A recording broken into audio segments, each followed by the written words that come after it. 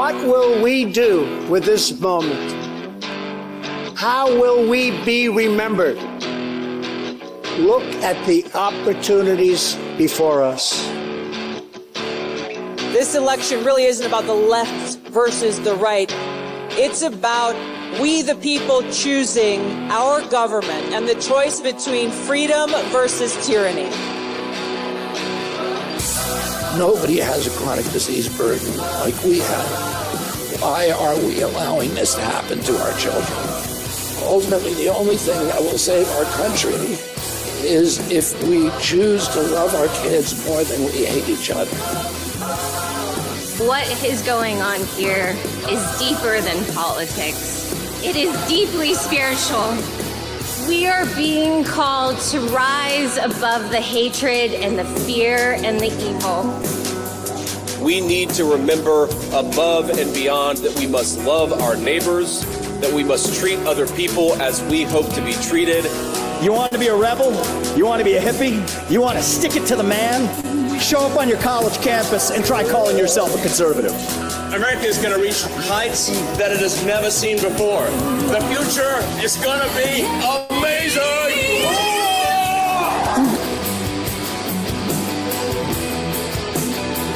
Do you want healthy children? Don't you want a president that's going to make America healthy again?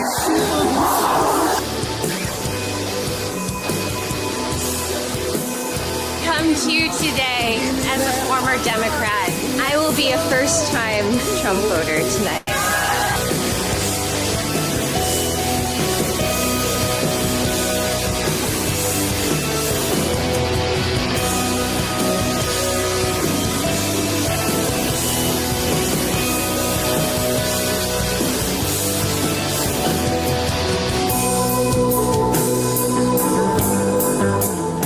The people dreamed this country, and it's the people who are making America great again.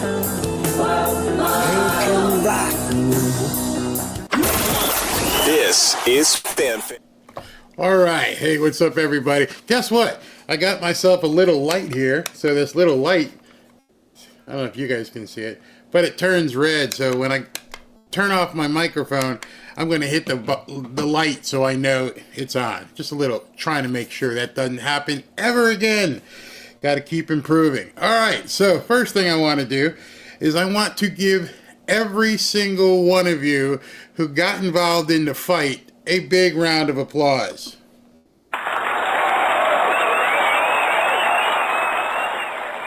You made it happen today.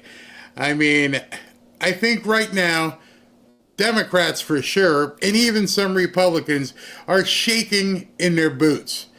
What they saw today was the people speak out in a way they're not used to seeing. A lot of them are, of course, blaming Elon Musk, but all he did was allow people to speak freely. And because people could speak freely, they shouted, "Hell no, we don't want this. This is nuts. This is crazy. This is insane. Do not sign this bill." And it worked. You guys worked hard. You repealed this crap that they were trying to shove down our throats. And now they're sitting back wondering what happened. Trump has, as he normally is in our evening shows, has been quite busy today. So let me show you what he's posted in the last, half hour? 6:27 this went up. It says, sounds like the ridiculous and extraordinarily expensive continuing resolution plus is dying fast. But can anyone imagine passing it without either terminating or extending the debt ceiling guillotine coming in June? Unless the Democrats terminate or substantially extend the debt ceiling now, I will fight till the end. This is a nasty trap set in place by the radical left Democrats. They are looking to embarrass us in June when it comes up for a vote. The people that extended it from September 28th to June 1st should be ashamed of themselves. It was political malpractice. Also, the Communist Global Engagement Center, a project of crooked Hillary Clinton, should not in any way, shape, or form be extended, and the shielding of the very corrupt January 6th Unselect Committee of political losers and thugs would be suicidal for any Republican approving it, meaning your career, it would be done. This is not a good time for Congress to be asking for pay increases either. Yeah, going from $170,000 to $243,000, a 40% raise is what they were trying to push through. Hopefully, you'll be entitled to such an increase in the near future when we make America great again. He followed that up with, if Republicans, okay, so now taking the focus off the Democrats and telling the Republicans, if the Republicans try to pass a clean continuing resolution without all of the Democrat bells and whistles that will be so destructive to our country, all it will do after January 20th is bring the mess of the debt limit into the Trump administration rather than allowing it to take place now during the Biden administration. Any Republican that would be so stupid as to do this should and will be primaried. Everything should be done and fully negotiated prior to my taking office on January 20th, 2025. He laid it down hard, and then he took a shot at AOC. Really too bad that AOC lost the battle for the leadership seat in the Democrat Party. She should just keep trying. Someday she'll be successful. I guess he just couldn't resist. But in any event, Trump has laid it down, and he has now put it at the feet of all the Republicans in Congress. This is what you guys are now going to have to do. And if you don't get it done, we're going to primary you. We're going to make sure you are no longer here. So he let it play out all day, was kind of quiet. Then at the last minute, I think at about 5:15 or so, he and J.D. Vance issued a statement. And then, okay, now here Nancy Mace, who we're going to be talking to on Friday, she says, as promised, here's our breakdown of the massive continuing resolution. It funds censorship, includes enormous subsidies for industries who don't need them, and a whole bunch of woke nonsense. This CR is 1,500 pages long, as you know, and covers just 84 days. The last CR on September 26 was 21 pages for 85 days. The first 14 pages are just the table of contents. The next 9 pages is the actual continuing resolution. After that, the remaining 1,500 plus pages are unrelated to keeping the government open, i.e. pork and BS. Difference between a CR and an omnibus. A CR is supposed to be continuing spending at previously appropriated levels, and an omnibus is a combination of all the appropriation bills to appropriate funding at new levels for the duration of the fiscal year. They tried to ram that down people's throats. So what we're seeing right now is certain Republicans standing up and saying, that's it. That's it. We're done. You guys had to have seen what happened on November 5th. Trump is not going to take this crap anymore. It's over. And at this point, Mike Johnson may be one of the ones without a chair when the music stops. Something tells me come in January, this guy is going to be history. They are going to basically move on him and get rid of him, maybe even Thomas Massey. But it's over. Trump is not playing games, and he's making sure at this point that anybody who goes against him is going to get hit with a Thor-sized hammer. Charlie Kirk posted this: the president has made his demands clear. He will not have his presidency robbed by a lame duck Congress failing to do its job. Schumer wants to hold the debt ceiling over Trump in 2025 to derail our agenda. No BS CR with biolab funding. Now, I'm not sure if you guys even saw that. That was something that came out today, that there was some craziness in there about some pandemic stuff. Give the president a clean slate for January 20th. My advice to all congressional Republicans, don't get in the way. Don't get in Trump's way. It won't end well. And I'm seeing a lot of people begin to say that. We now have power that we didn't have before. And they're not liking it. They're not liking it at all. Report. Phones ringing off the hook today in D.C. over the spending bill. Republican congressman says because of the outrage on X. Representative Andy Barr says the phone was ringing off the hook today, and you know why, because they were reading the tweets on X from Elon Vivek, and they were telling me that that they were there listening to them. This shows the influence that President Donald Trump, Elon Musk, and Vivek Ramaswamy have in this process before they're even in office. The American people elected Donald Trump, and the American people want us to pay attention to that election and that election results, and so we've got to go to work. You just realizing that? So it wasn't until today that some of these people are like, oh, so it's not business as usual? No, it's not business as usual. You have to, I salute every single one of you who got into the fight. They're worrying that it's just about Elon Musk. Elon Musk has the biggest megaphone, but there were a gazillion posts from everybody out there saying, no, no, hell no, no, no, no, no, no, all over the place. And they're not used to seeing this type of response. Keep the phones ringing.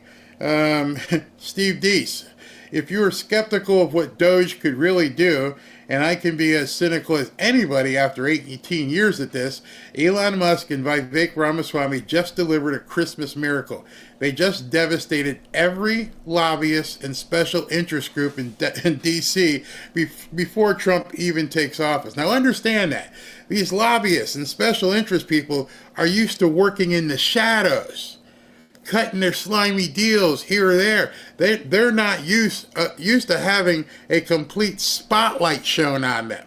And so what happened in the last 24 hours is a huge spotlight got shown on all of these people, and they scattered like roaches. And they're leaving Mike Johnson hanging out there in the wind, which if that's what he chose to do, then you're going to hang, Mike. You're done. You are absolutely done for what unless there was some sort of back deal, who knows? Elon kind of taking a victory lap and said the voice of the people was heard. This was a good day for America. Now, if you're a politician, Democrat or Republican, and you heard and saw what happened today, it should put chills up the back of your spine. We are watching everything that you do. Every single one of us that has a YouTube channel or a blog or even an Instagram, we're all watching. And if we see that you do something that's not what we voted for, we're coming for you. Elon has showed us the way. It's only going to get worse. Tell me about this. You don't think that everybody who saw what just happened isn't opening up an X account and going, oh, yeah, I'm coming to the table. I want to be in on this party. I want to make sure all the way down to dog catcher in my local neighborhood. If this could happen at a congressional level, a national congressional level, what do you think will happen in your neighborhood? What kind of power do you think you have for your local council? Bury them if they don't do the right thing. Now everything is out there. This is why the Democrats are terrified of Twitter/X. They controlled it before. Now they no longer control it, and they didn't know how to use it. You see, they just talked in an echo chamber for years. They just kept talking about the same stuff over and over and over. And now we have basically coalesced behind Elon and Vivek and Don Jr. and a bunch of other people with big followings. They tell us to, take a look at this. We look at it and we further the message. You don't need to have 200 million followers. Whatever you have in your area, spread the message. Get it out there. Look at this. The Democrats are losing it. This is Daniel Goldman, who's one of the ones who I'm sure Kash Patel, as I've shown you in the video, has in his sights. He just found out today that, I'm sorry, we are going to be able to look at your emails. This thing didn't get passed. You're vulnerable now, bud. As the shadow president-elect, Elon Musk is now calling the shots for House Republicans on government funding while Trump hides in Mar-a-Lago behind his handlers. It increasingly seems like we're in for 4 years of unelected oligarch running the country by pulling on his puppet strings. Tears, Dan? Are you upset? Which you think that's upsetting Elon? You think you're calling him, an oligarch and that Trump is a puppet? You don't think this entire drama that you just saw in 24 hours, you don't think that this was calculated, planned? You don't think that there's people all around on the right who are looking to see where it is that we need to pounce on, who we need to expose? This isn't about, President-elect or shadow President-elect Elon Musk. This is somebody with a huge megaphone. So you don't have a problem when it's CNN or MSNBC. No problem there, or CBS or ABC. But now all of a sudden, there's a guy who's got bigger reach than all of those news networks combined. Nobody's watching these people. Nobody. You've lost your ability to amplify BS. Nobody cares what you have to say. You should see some of the comments on here. Go away, bud. You're done. Because the Democrats have fled X. They're terrified of having to face the music. So when you post something like that, you're basically telling us, basically the X army, that this isn't fair. Yet you controlled every bit of the media for forever. Whatever CNN said, whatever MSNBC, Rachel Maddow, Joy Reid, you had all those people beating up on Trump and Trump supporters. And all we have is this platform called X. And we're just doing this. And some of us have YouTube channels that get more views than most of those networks. So now you have to wonder to yourself, what do you guys do? Because you shouldn't even be involved in the mix at this point, because obviously the advantage in the House and the Senate and with the president is with the Republicans. We're just trying to get these people in shape. You should be insignificant. I love this guy, Anthony Papagliano. It's hilarious that we're going to destroy wasteful government spending by simply tweeting what politicians are trying to spend money on. Sunlight is the best disinfectant. That, to me, basically says everything. They are so used to doing this under cover of darkness, putting out 1,500 pages of crap, and you know what they never in their wildest dreams thought? That there'd be this app that people could feed the pages in via a PDF, and it would spit it out in about 30 seconds. Oh, here's what it says. And then all of us would say, what page is that on, Grok? What do you mean that they can basically eliminate subpoenas? Oh, that's on section 605. They didn't count on any of this. They laughed at it. X, he's going to lose all his money. As if $44 billion to somebody worth $400 billion, at 10%, is losing all their money. Now you don't know what to do. And I'm loving it. Because now anybody who goes against the MAGA platform is doomed. May not be doomed immediately, but they're never going to get reelected. And that's what they really care about. That's exactly what they care about. Here's another billionaire, Bill Ackman. People have expressed skepticism about how DOGE can be effective without any formal authority. I think today's events around the spending bill provide a roadmap for rapid DOGE progress. Now understand, it indeed is a roadmap. We just saw how this thing completely collapsed merely because it was exposed.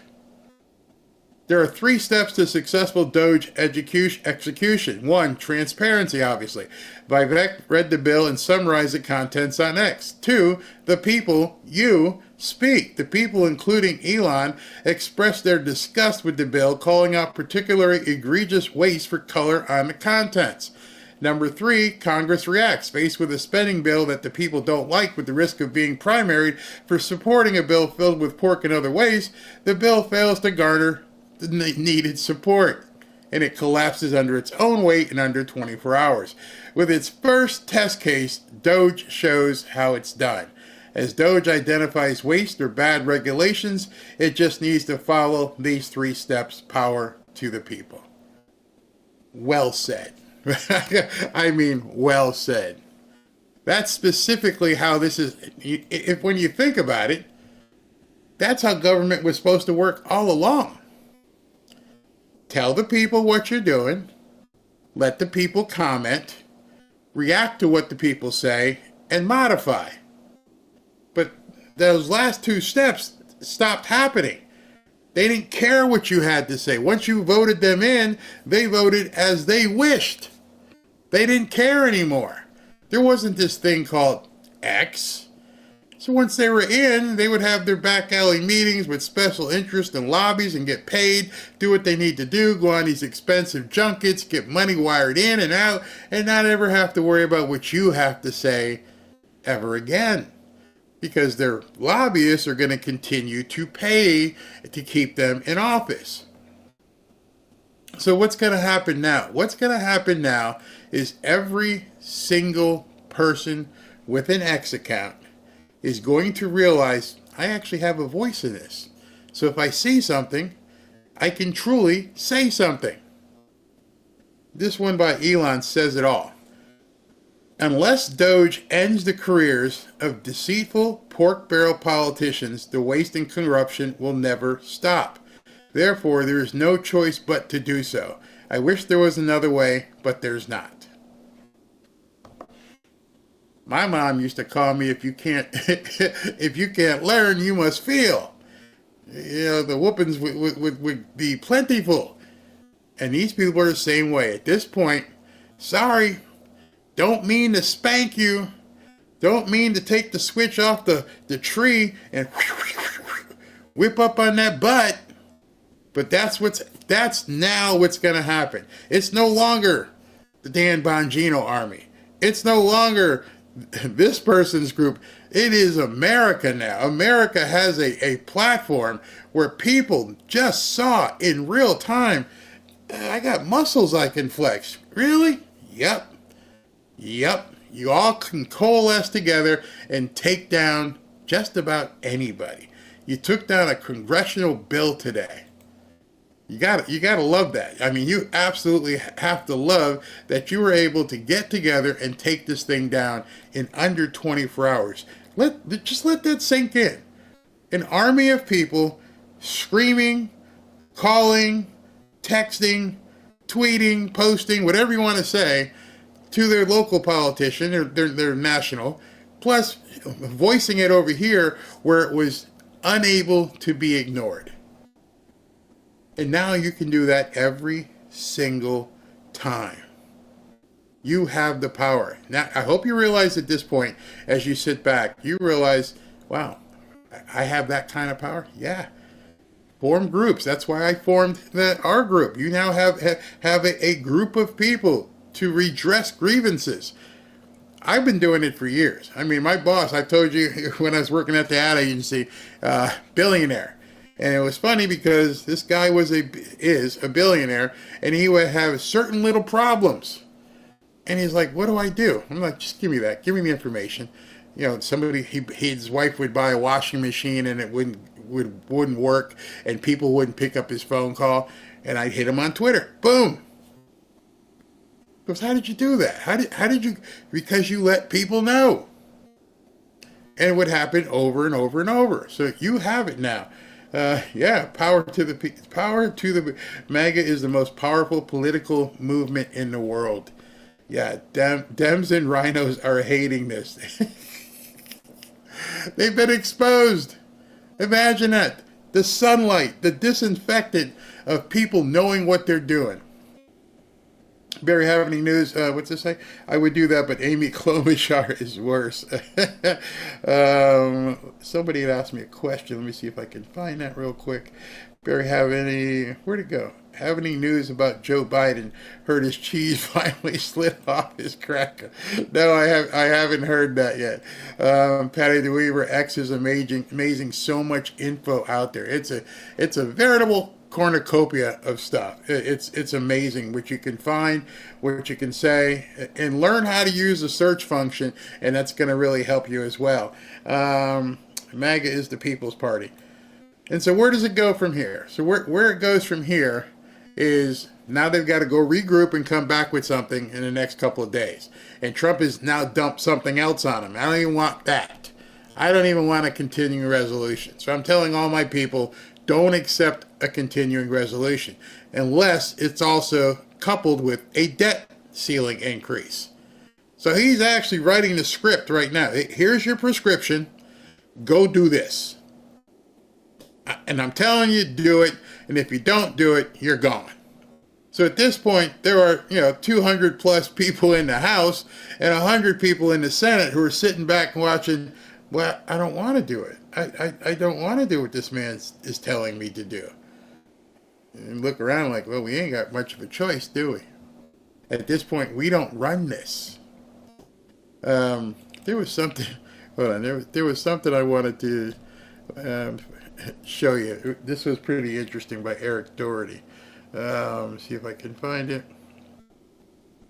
I gotta find this. Wait a minute. He said there was somebody who complained and said, "Oh my, okay, where was it?"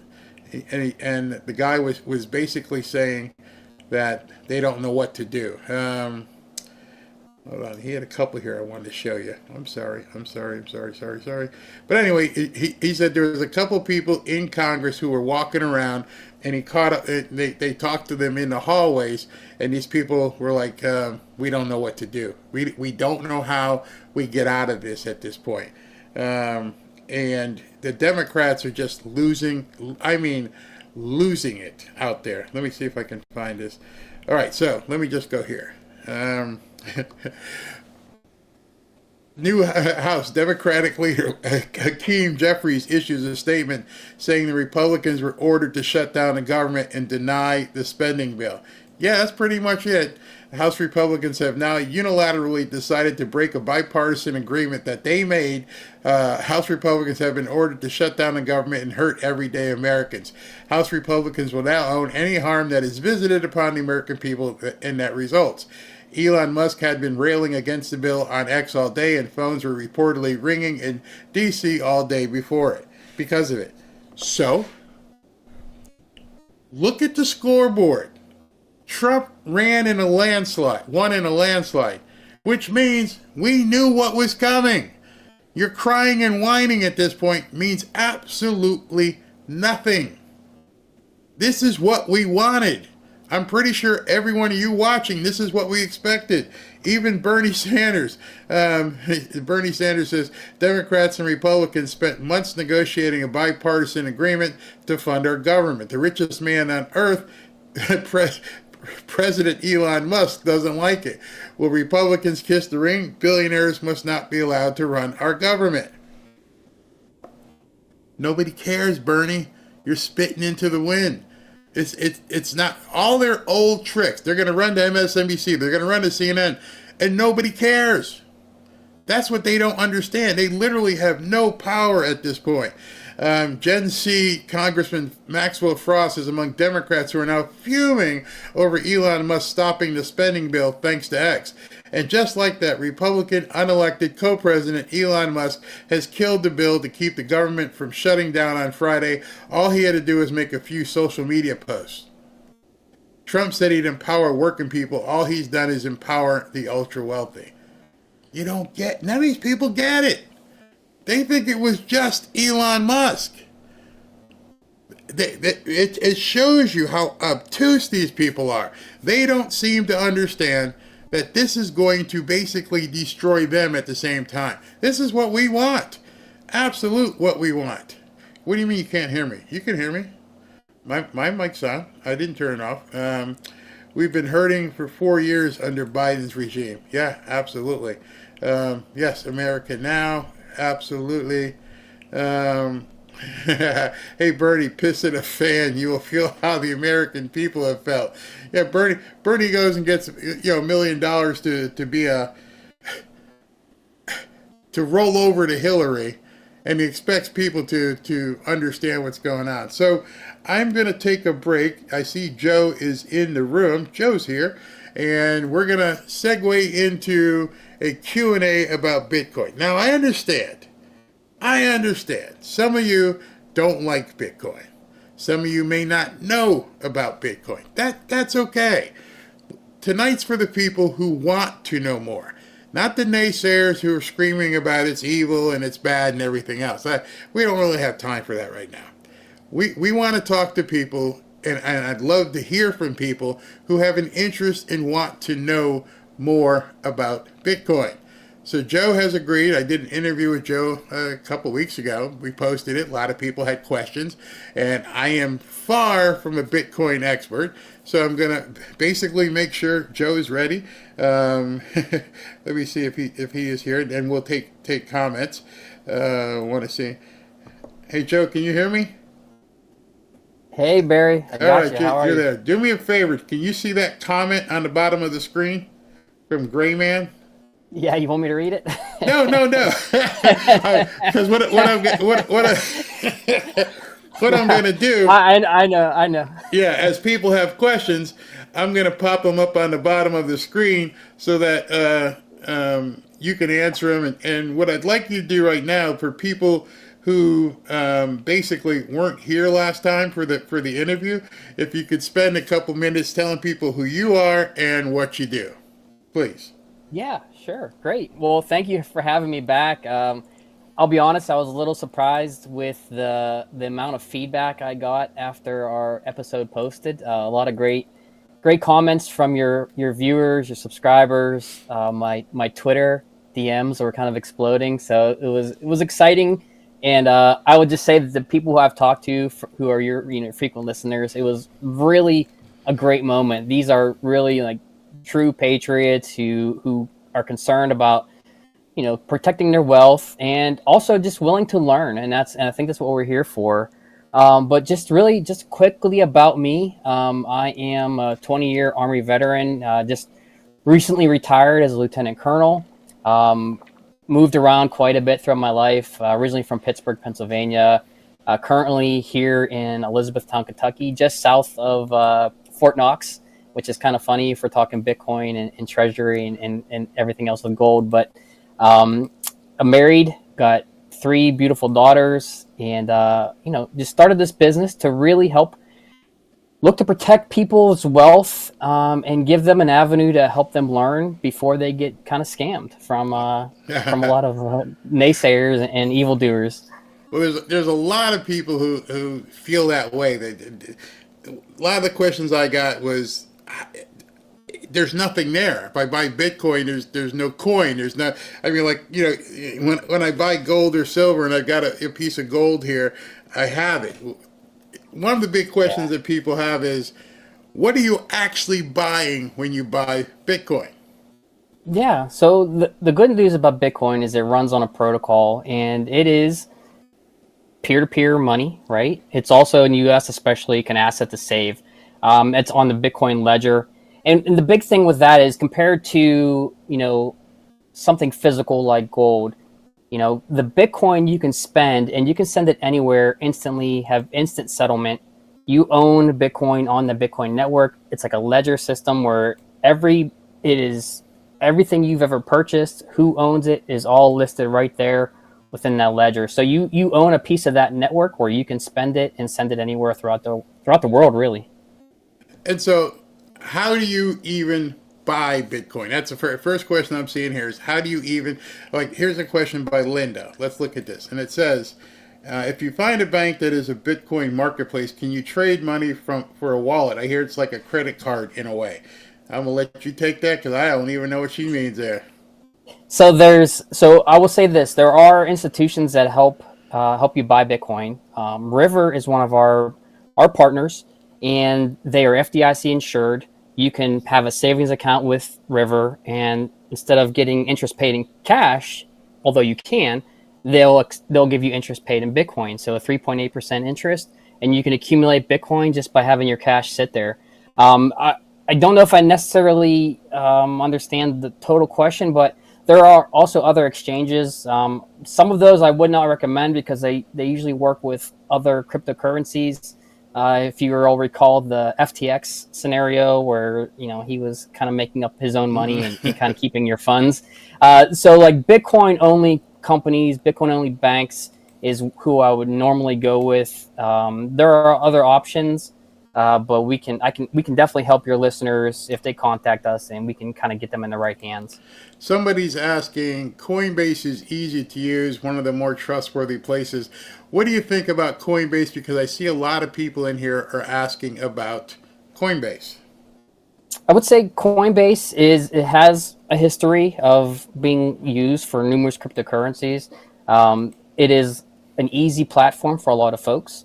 I would say most people, once you start getting into the Bitcoin space and buying and holding Bitcoin, they tend to get away from Coinbase because there have been times where they have withheld you from withdrawing your assets to a wallet, or accessing your crypto. So, I don't want to say don't use Coinbase. I would just say it is not probably my preferred method. I would actually recommend River as the way to go for that.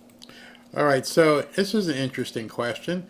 It's from Anna, and she wants to know, can she roll over use funds from an IRA with Nationwide? Have you heard of Ledger? I have heard of Ledger. I think Ledger, if it's the same one we're talking about, that is a wallet, a crypto wallet. They are able to hold multiple cryptocurrencies. I do not use them because I believe there is a backdoor way where they can access your information, which would kind of go against, protecting your funds. Okay, hold on. So you're gonna have to explain that, because what do you mean a backdoor way if you were to do that? Yeah, I believe that they have a policy within their company that if asked for your funds, like from the government or whatever, I believe Ledger is authorized to hand over your access to your wallet. Again, they do all cryptocurrencies, not just Bitcoin.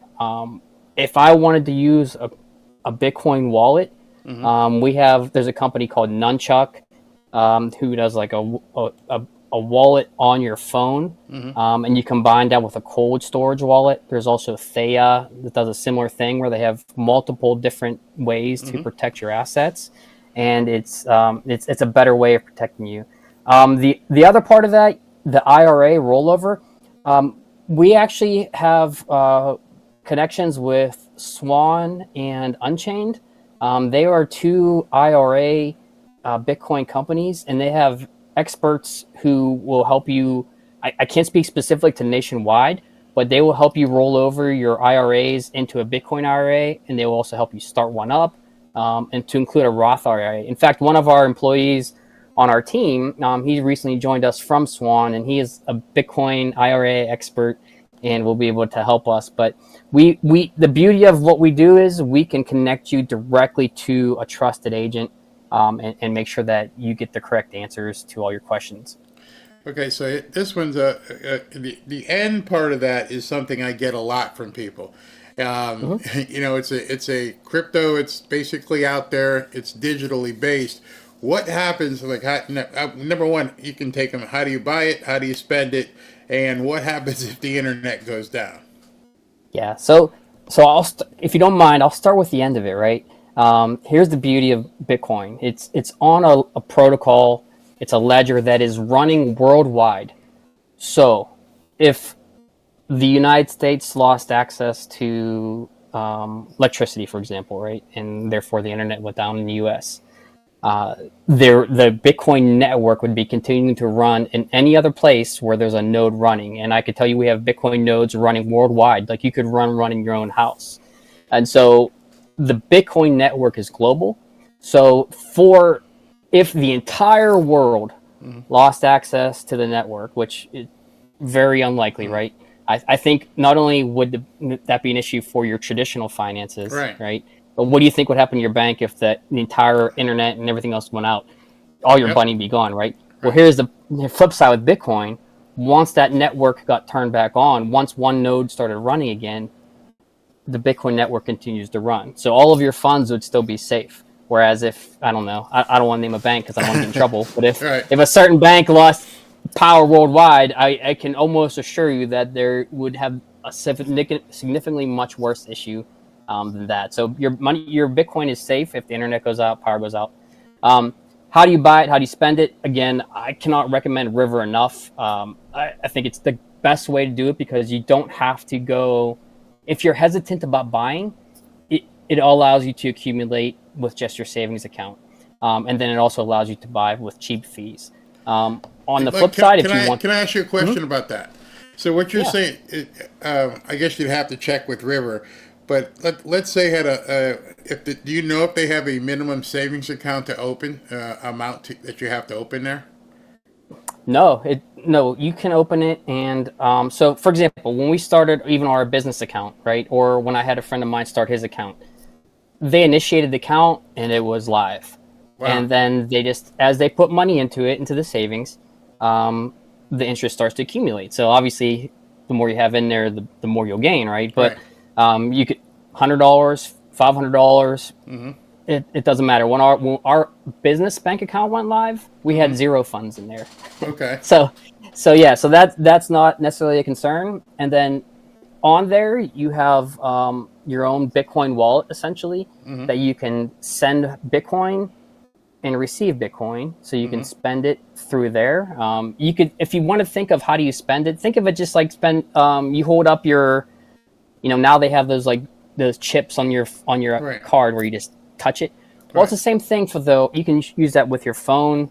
You can kind of scan a QR code, or you can send an address. And some of these addresses can be very long and they're very descriptive, but also on some websites like Strike, for example, you can have a Bitcoin address, like I think mine's like Joe McGee 17 at strike.me.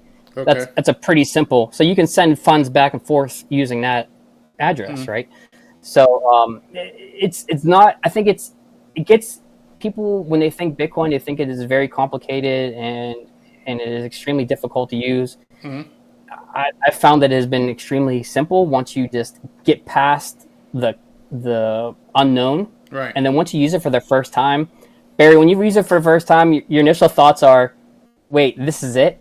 I thought this was going to be very difficult. So that's just my feelings on it. I actually did that. I have a guy who does artwork for me, graphic design, and he's in Brussels.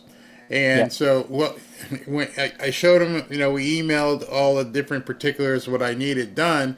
And he goes, I'd like to get paid in Bitcoin. I'm like, what? I don't even know what you're talking about. And so he walked me through it. And that's when I opened up my little Coinbase account. And I put in like $50 to it. And then I was able to send him through his key or whatever, his money for payment. And he texted me a picture. He received it like instant. So whatever he's going to do with it moved out of the account very quickly. He got paid for the work he did, and it was seamless. And then so every transaction subsequent to that was very, very simple. I get a lot of people in my chat who, I don't know if you've run into this. Maybe it's an age difference or a cultural difference. Why do so many people think that getting involved in Bitcoin is scary and possibly bad to do? If you've run into that. Before I answer that, I also want to add just one more point to the banking thing like you just mentioned. As I've been in Bitcoin, now that I do transactions of like regular in banks and I see pending on like my cash pending going in between accounts, I'm like, what is this pending? Like Bitcoin is instant settlement. I don't have to wait for anything to clear. It's instantly settled, which is if you're a business owner, it feels good to know that settlement is already done. Like there's no like, oh, wait a minute, I gotta wait for this check to clear and everything else. I really do think, full disclosure, I'm a little bit older, 43 years old. I can remember a time when you consider that old. Well, compared to what maybe people think are Bitcoiners, are usually they vision this like younger demographic, which I would say most of the people on our team, I think were like babies when I joined the army. But I think a lot of this is just cultural, right? Like whenever I was coming up, the idea of having a computer in your home seemed insane, right? Or why would I need to send an email when we have the postal service? Right. Why do we need cars? The horse and buggy seems to go just fine. And so I think it is just a matter of times are adjusting. We've become a digital society. There are probably people who still prefer sending letters, and those are always fun, right? To send a letter in the mail versus an email. Some of them maybe a little bit more personalized. Right. But I don't think technology wants to wait for me to find out that it's okay to keep moving. It's just technology is going to do what it does, and Exactly. we can adjust to it or we cannot. And that's why. And I think it's the beauty of Bitcoin. And what we're trying to do is we're not trying to convince you to buy Bitcoin. We just want to educate you on it. And when it's your time, then it's great. I mean, I don't know how long it was before you switched from a flip phone to a smartphone, but I think it was one of the things that took me a little longer than the average person. I like pushing the buttons, and I felt cool flipping my screen. But it's just I think it's just one of those things that you adjust with the time. And I think this younger generation who's growing up around this, and they grow up with cell phones in their hand, and they do Venmo, Cash App, they do all these different apps already that transact instantly. Mm-hmm. I think this is just going to become kind of second nature to them. So explain to this. Explain this. This is going to be a really simple layup of a question for you. How much do I have to get involved in buying Bitcoin? So how much do you have to buy Bitcoin? It's not a trick question. I've actually had people say, I can't afford to buy Bitcoin. And I'm like, you can. How much does it take to even get involved in moving some money into Bitcoin? Yeah, I mean, so if you just want to buy from River, I mean, you can buy a couple dollars at a time. There's other platforms out there you can buy even less. And then you'll see, like, we have a partner with, and some of your listeners might find this fascinating, who are on any kind of prescription medication, or if their pets are on prescription medication. A company like Knee Howdy, it's what their name is, and I'll be happy to share that with anyone later. But they have a rewards card. So if you buy your prescriptions for you or your pets, you scan that at a Walmart or Walgreens or CVS, you will actually get a percentage of that back in Bitcoin. So let's say your medications cost you $10 and you get 5% back on Bitcoin in Bitcoin. I mean, what it's 5% of $10.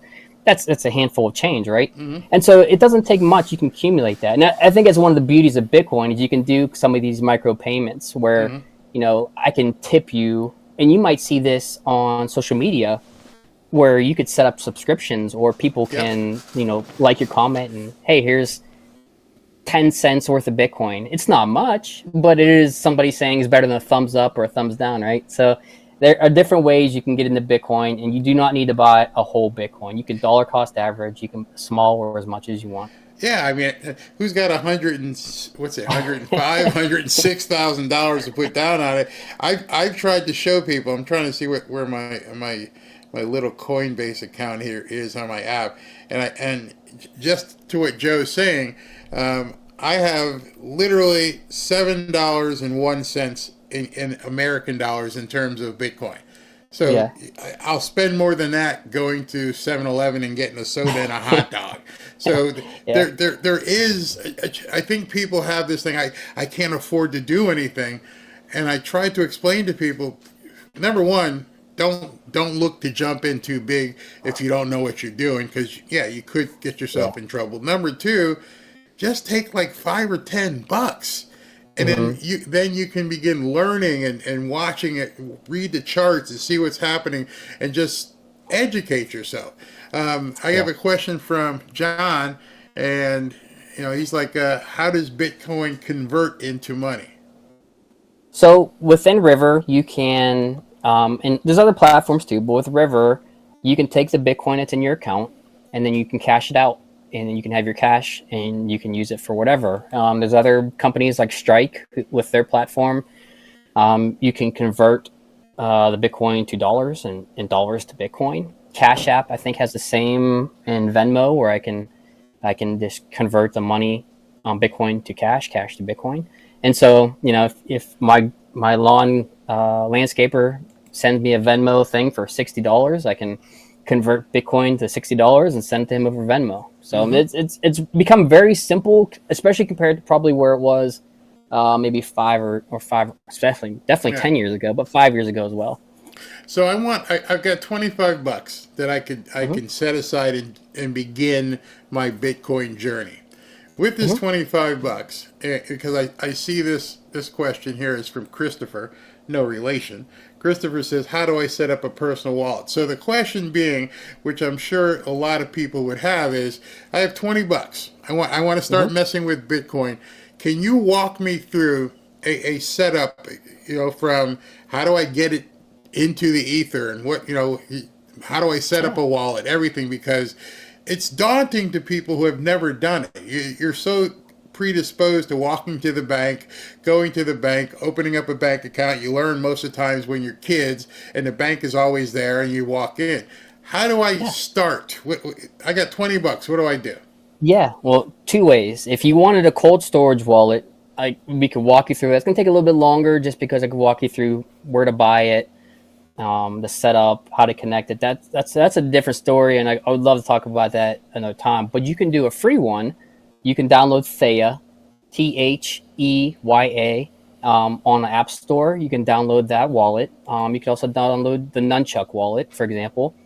They have a free wallet. They have a paid one as well, but they have a free one. So you just download the wallet. You've already bought Bitcoin from, say, River, right? So once you download the wallet, you basically just set up your your keys to protect your identity. And then you have your code for where you would send, which is like the key. You would send your, you copy that address, and then on your River, you would put send Bitcoin, paste the address, send it, and it is there. If it could be instantly, could be 10 minutes. It's right there in your wallet already. So literally 2 or 3 steps. Download the Theya wallet, create your account. It's a free account.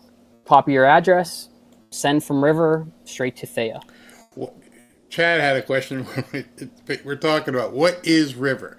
Maybe while you're talking to him, I'm going to see if I can bring up their website. Yeah, if you Google River Bitcoin, that might be the easiest way to find them. And it's also so basically it is essentially a Bitcoin bank, treasury, FDIC insured. They have been around for quite a while, and not only are they a great resource, like they're I guess you call them relationship managers, like ours, Lindsay Faust, is just absolutely phenomenal, able to walk you through every part of the company itself.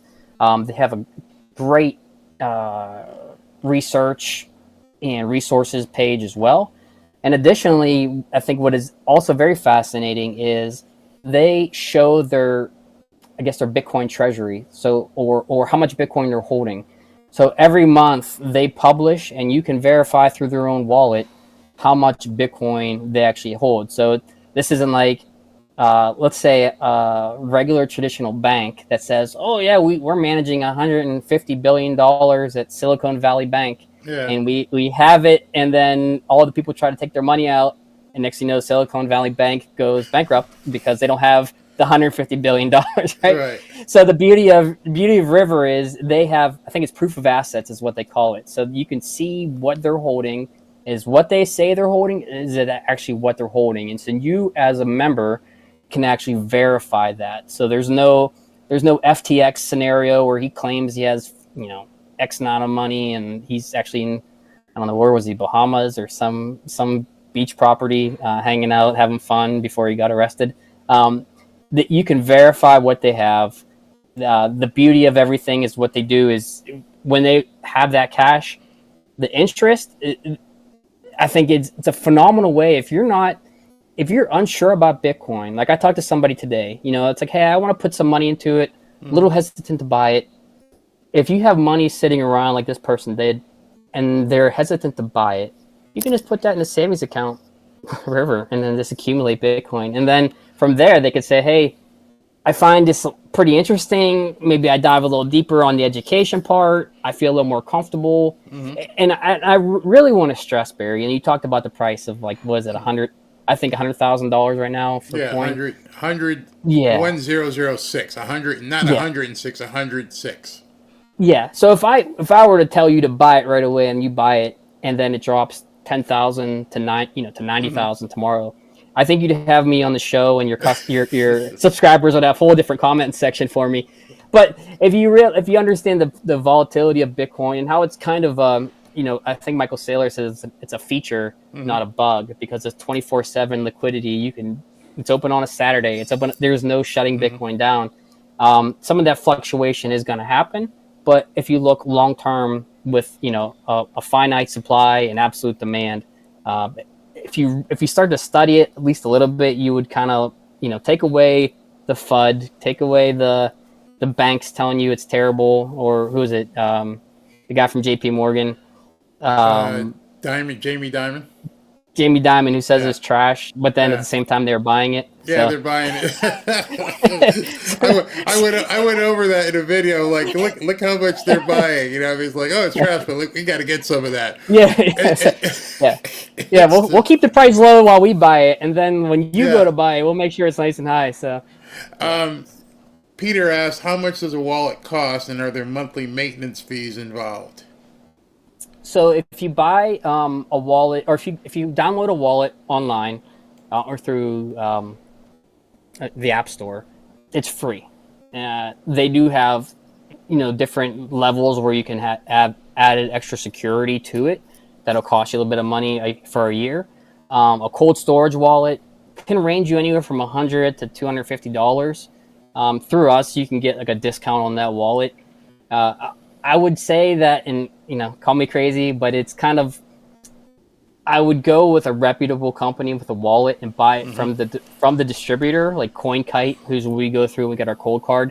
And I say that because if you go on Amazon, or I don't know if Craigslist is still a thing, or eBay, if you try to buy a wallet from there, there's a good chance you're about to get scammed. Yeah. Somebody's going to take your money. So, this is a good way to protect yourself. By go strictly from the manufacturer. And I would also say if setting one up is a little bit more complicated than you want it to be, because for some people it is a little bit more challenging. There are definitely YouTube videos, but that will help you walk you through that. But then also we're there to help you as well. Well, when I opened my Coinbase, it was really easy. I mean, I felt like I was in kindergarten going through the steps, but it wasn't hard at all.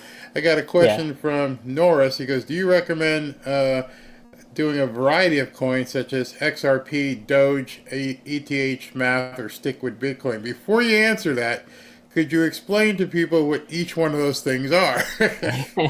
So I'll do my best. So DOGE isn't Department of Government Efficiency, as we've been hearing about, although I'm a big fan, right? So all of those are cryptocurrencies. XRP is the coin of the company, of the corporation Ripple. It does transactions mainly, I think, for large scale banks and others. It's not necessarily official yet or approved yet. In fact, it was under a significant lawsuit from the SEC for quite a while. Doge is another cryptocurrency. ETH is probably Bitcoin's biggest competitor on like the global scale of interest. To be honest with you, I don't know what Math is. But Bitcoin to me is the only way to go. I feel like the rest of those are kind of like lottery tickets. Like you kind of buy them and you hope they're going to shoot up. And I say this because, look, I'm not saying there's not a need or a market for crypto or blockchain technology. I'm not saying that at all. Well, I look at Bitcoin as the same way you would look at gold, as a store of wealth. Protect your wealth for the long term. I don't recommend trading Bitcoin, like trying to flip it. If you look at it, like, I know you're big, real estate, it's kind of like your bread and butter, right? I would, there's something to be said by buying and holding pristine property, right? As Doge, ETH, they all have CEOs. They can all dump on you at any time. Bitcoin it runs on a protocol. There's no CEO. It's, I think, already 19 something million have already been released.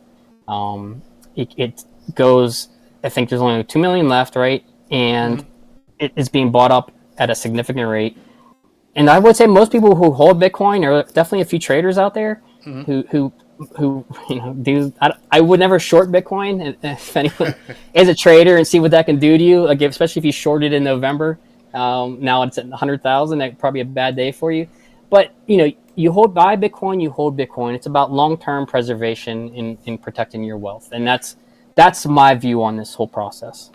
Joe, I've got someone who wants to see what the River website is to make sure they're on the right website. I'm going to put this site up, but when I do so, you're going to go basically it's going to mute you for the way it's set up here. All right, so you asked for, that is the River site. It's simple. It's river.com. Invest in Bitcoin with confidence. Buy Bitcoins featured in Fortune, Bloomberg, Forbes, NASDAQ, Business Insider. And you can just go here and basically earn your Bitcoin, get paid in Bitcoin. It's this is what he was saying at FDIC insured.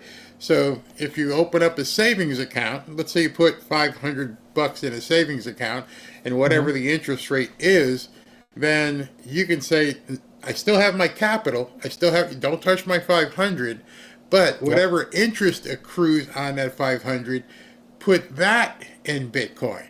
So in that regard, am I saying this correct, right, Joe? And the cool part about it is you get to see it accumulating daily.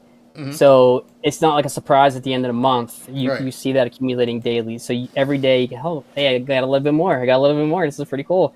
So yes, and if you go through and if you contact us, we can give you our link, and we can actually set you up with our relationship manager, Lindsay Faust, and she will help you directly set up your account, because it could also be a little intimidating setting up a new bank account, transferring money into there. So I definitely understand that. And having somebody like Lindsay, a smiling face, who can like take you through this whole process and make you feel like, hey, this isn't some, random robot. This is a legit person who's helping me.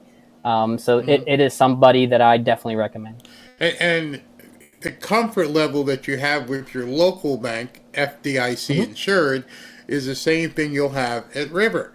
So all you're playing with, the only thing you have at risk is your interest.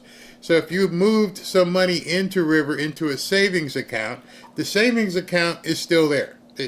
Nothing's going to happen with that. But say do you know what the interest rate they're paying right now at River? Is it like 3.8.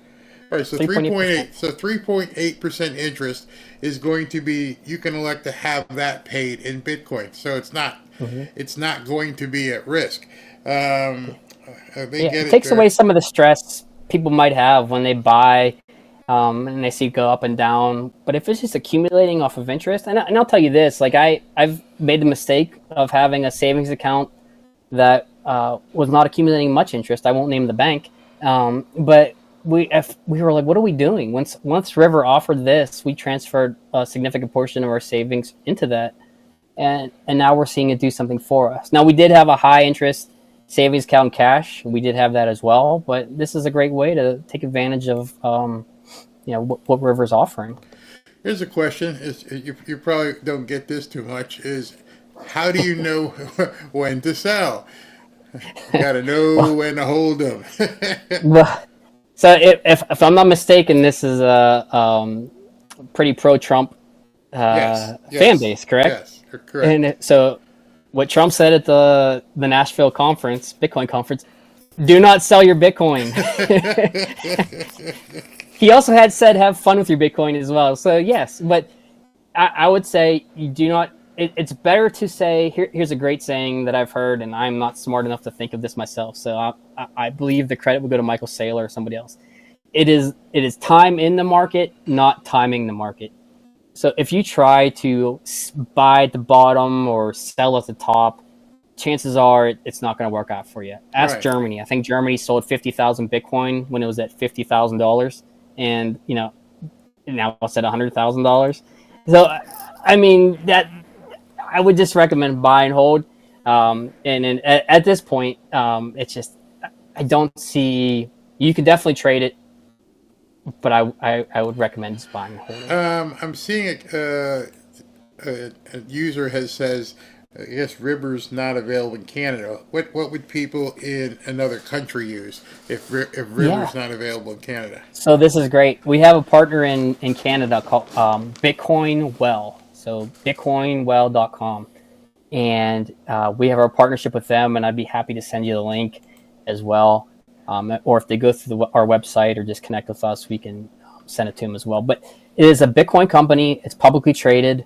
In Canada, we have a consultant in Canada, Owen Coles, absolutely brilliant Bitcoiner himself. So they can go through and buy Bitcoin, sell Bitcoin, They can move it around, go straight to their wallet. Absolute fantastic company. The CEO is out there. He is like kind of like us. We're like publicly doxxed, so there's no hiding behind an NFT or emoji or whatever these things. Like we're out there. And then the operations individual is just fantastic. She's all over social media as well. And we'd be happy to link them up. And they also do a pretty cool thing in Canada only, but they sell Bitcoin ATMs. Now, I know there are here in the US as well, but I guess, and I don't know all the regulations with Canada, but I think it's kind of like one big thing as opposed to state by state different rules. So let's say you're a business or you're an individual or a business that wants to start accepting Bitcoin, but maybe your customers don't necessarily know how to buy Bitcoin. You can have a Bitcoin ATM in your store.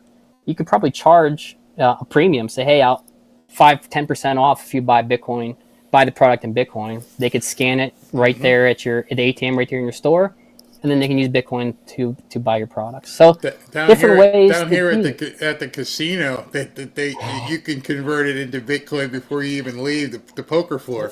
So that's pretty cool.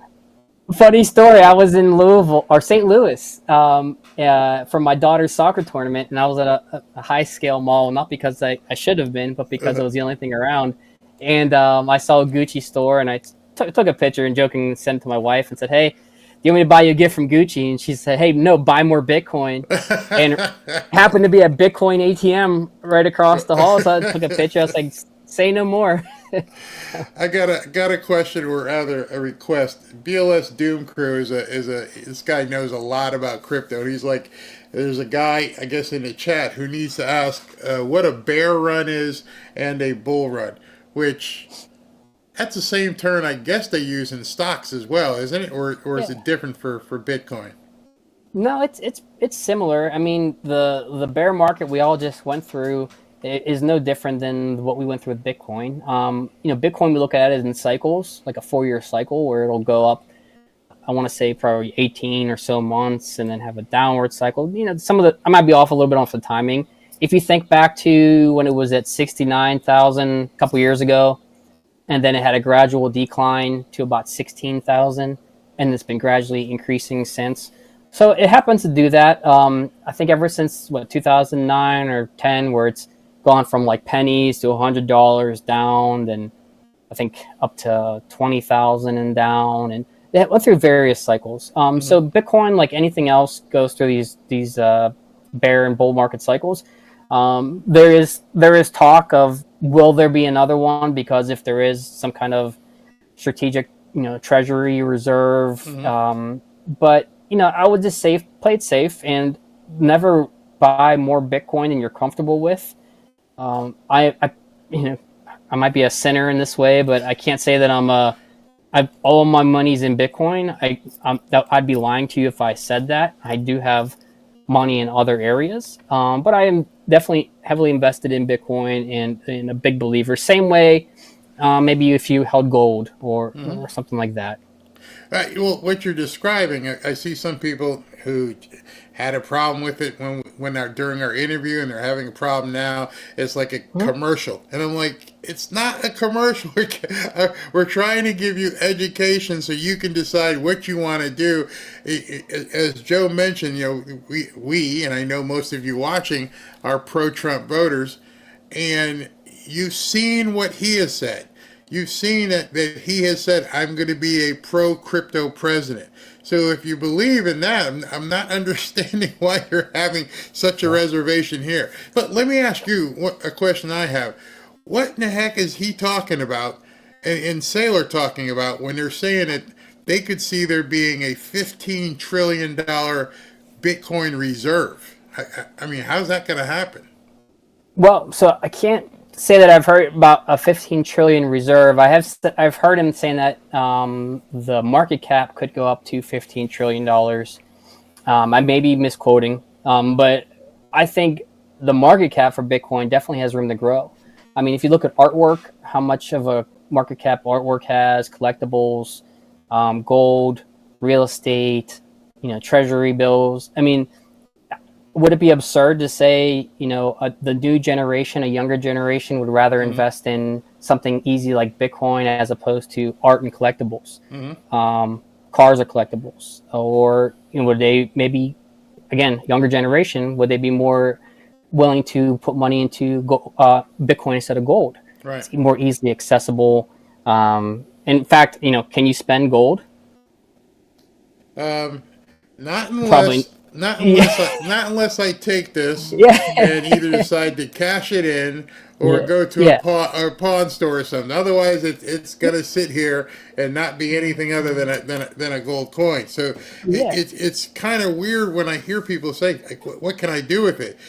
That's what I'm doing with it. It's sitting right here. It goes into the safe and it sits there, basically as protection and as a hedge. And so you buy property. You buy gold, you buy silver, you buy Bitcoin, and you're basically just covering yourself with diversifying your holdings. So I don't think anyone's advocating, hey, spend everything you got and put in Bitcoin. No, spend everything you got and put it in silver. No, it's like, have a little of this, have a little of that. And like I said in the video, it's like going to a Chinese buffet. When you go into the Chinese buffet, you don't eat everything on the buffet. There's no way you can do it. So I'm going to have some of the General Tso's. I'm going to have some salad. I'm going to and understand that's what you're getting, not just trying to basically dump your life savings into something. I would never tell someone to do that. Got a question from. You gonna say something? Yeah, I was going to say. I just want to add to that two things. One is, I think here in the West, especially U.S., right, we look at it as a reserve or protection for wealth and savings. If you go most places around the world, it is used as a means of transaction, and it is a way for them to maintain their wealth without confiscation. I think, sometimes we forget that this is a global asset, and for us, we can have it as a savings, whereas people can use this as protection from a corrupt government stealing it from them, or I'm not saying Canada, but remember the trucker protests when they shut down their bank accounts? I mean, exactly. Question from Nancy: what does cold storage mean? Yeah, so there's two different ways to store your Bitcoin. Well, maybe a couple different ways, but the most common you hear are hot storage or hot wallet or cold storage. Hot wallet means it is connected to the internet.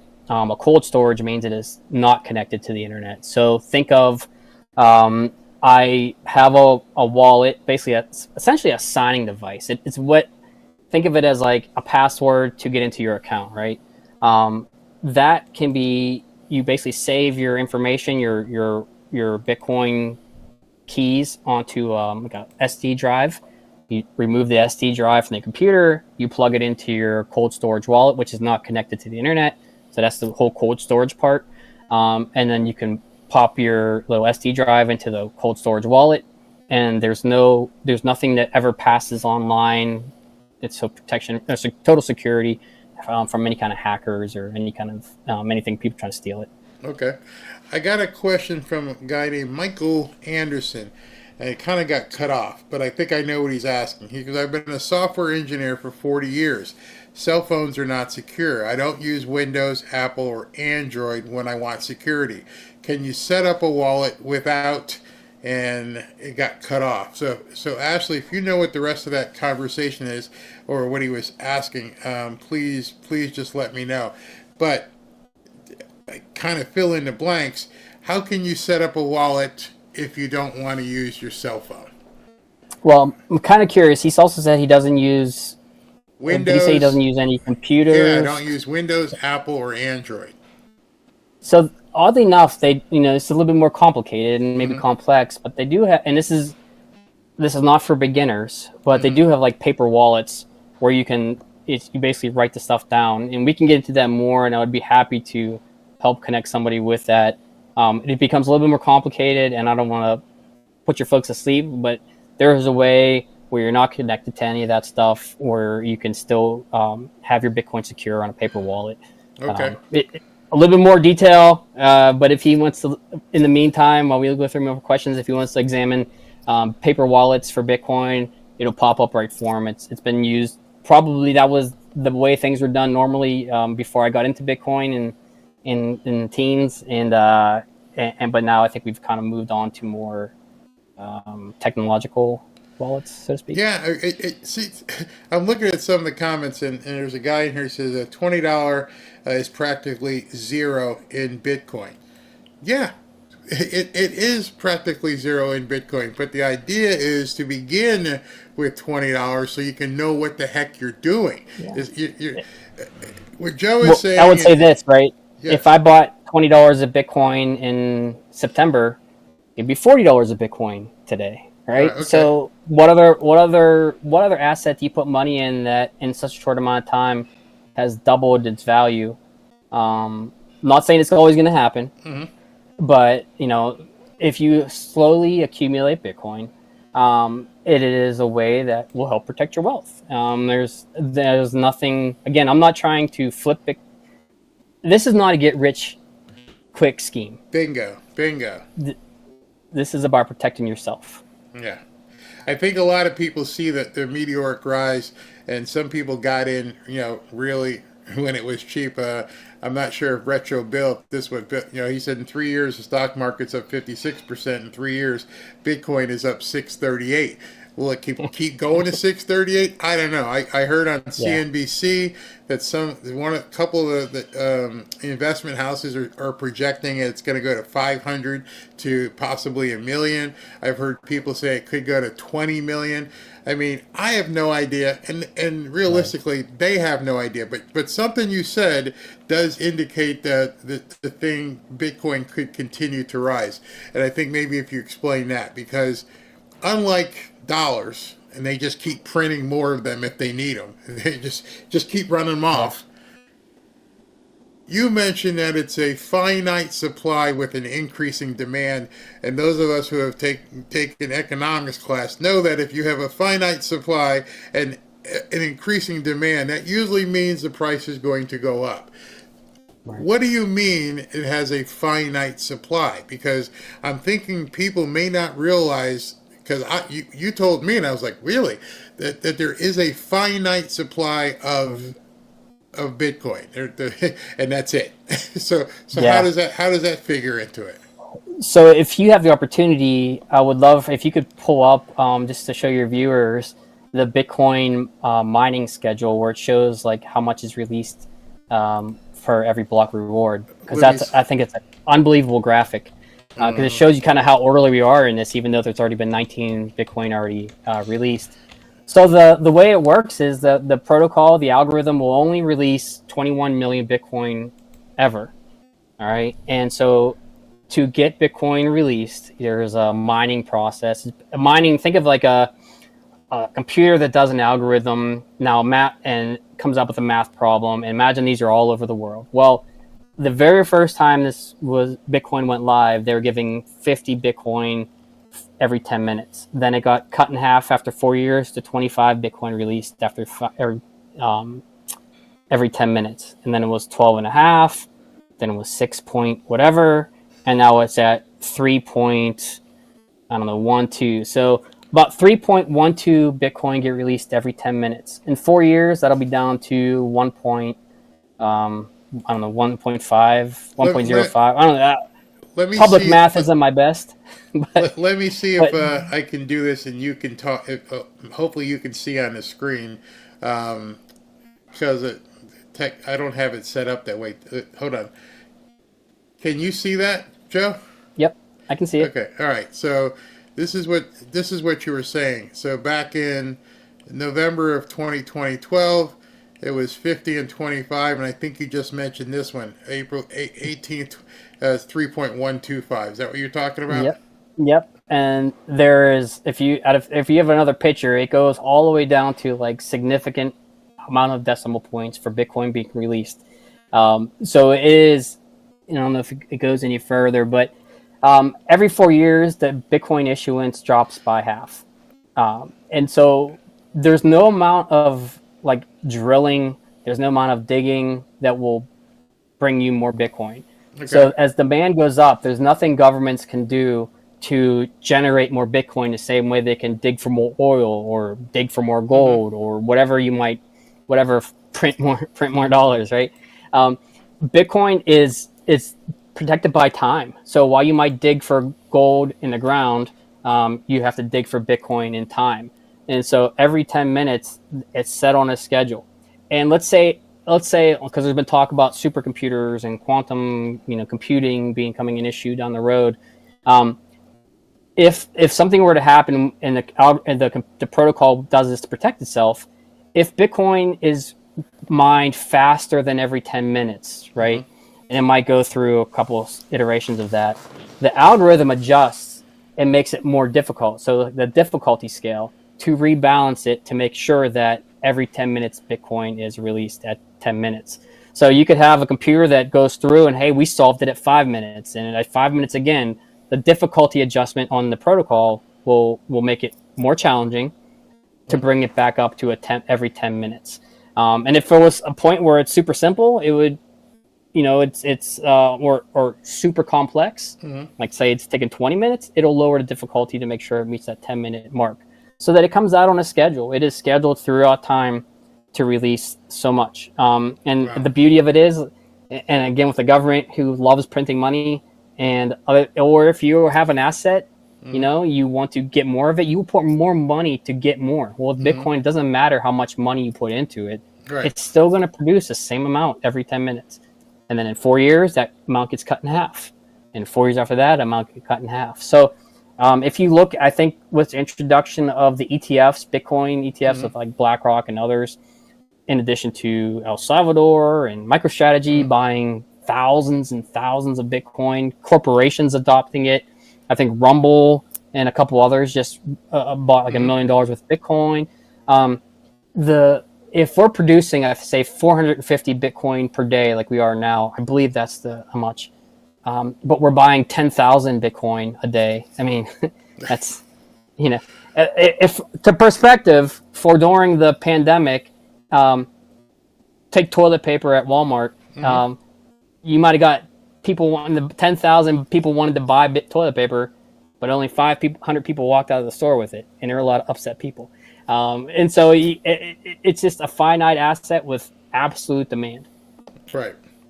All right. So Libby is asking, can your wallet transfer to a beneficiary if you pass away to go to kids or grandkids, i.e. inheritance set to pass along?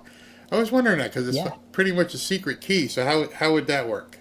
Yeah, so that's the beauty of it. And some of these companies that we have now is they have inheritance planning that allows you to set this up with a beneficiary so that if something were to happen to you, you can have like a time-locked Bitcoin inheritance for a loved one. So let's say you want to set it for, I don't know. There's different ways to do this, but as an example, with Nunchuck, I believe this is how they do it, where you could set it for a time-lock release of, 2030, right? Hopefully I'm not dead by 2030, but if I am, so be it. At that point, 2030, that Bitcoin would be released into my beneficiary's account. And so they have Nunchuck, there's Swan, I got to check with River, but there's these Bitcoin companies that we can help set them up with that do that inheritance planning to protect yourself and make sure that if something does happen to you, that those assets aren't lost forever. So in looking at it in that regard, and I'm just looking at so many, seems like a lot of the questions are the same. People don't understand where Bitcoin actually comes from. And, we covered it earlier. Here's a question that says, where does Bitcoin come from? Is it basically like a bartering club, but you can cash out at any time? I don't think people are understanding because of the virtual digital nature of it. He's explaining mining and, like, Joe, you hold Bitcoin right now, correct? Mm-hmm. Yep. Can I buy directly from you, or do I have to go through like a Coinbase or a River? There is a peer-to-peer where you can do selling. My recommendation, and this is just my recommendation, is to go through, at this point, especially for anyone new to this, to go through a legitimate company. Like you can go through Coinbase, you can go through River. And the reason I say that is because of the tax implications. It's much easier much easier to track your purchases, what price you bought it at, versus what it is now, your cost in, cost out, your cost base, or your cost basis, right? It's when you go through those companies, especially if you are not familiar with Bitcoin and all the tax implications, it is much easier to just do it that way. That is the best way, I think, to protect your audience, is to go through a company like that, Coinbase, River, or a legitimate company overall, as opposed to just buying from me. Not that you would, but that's a whole other thing. So I've got a question or a statement from David here. He goes, "This mining thing makes zero sense." I Are am people with them. making it more difficult than it?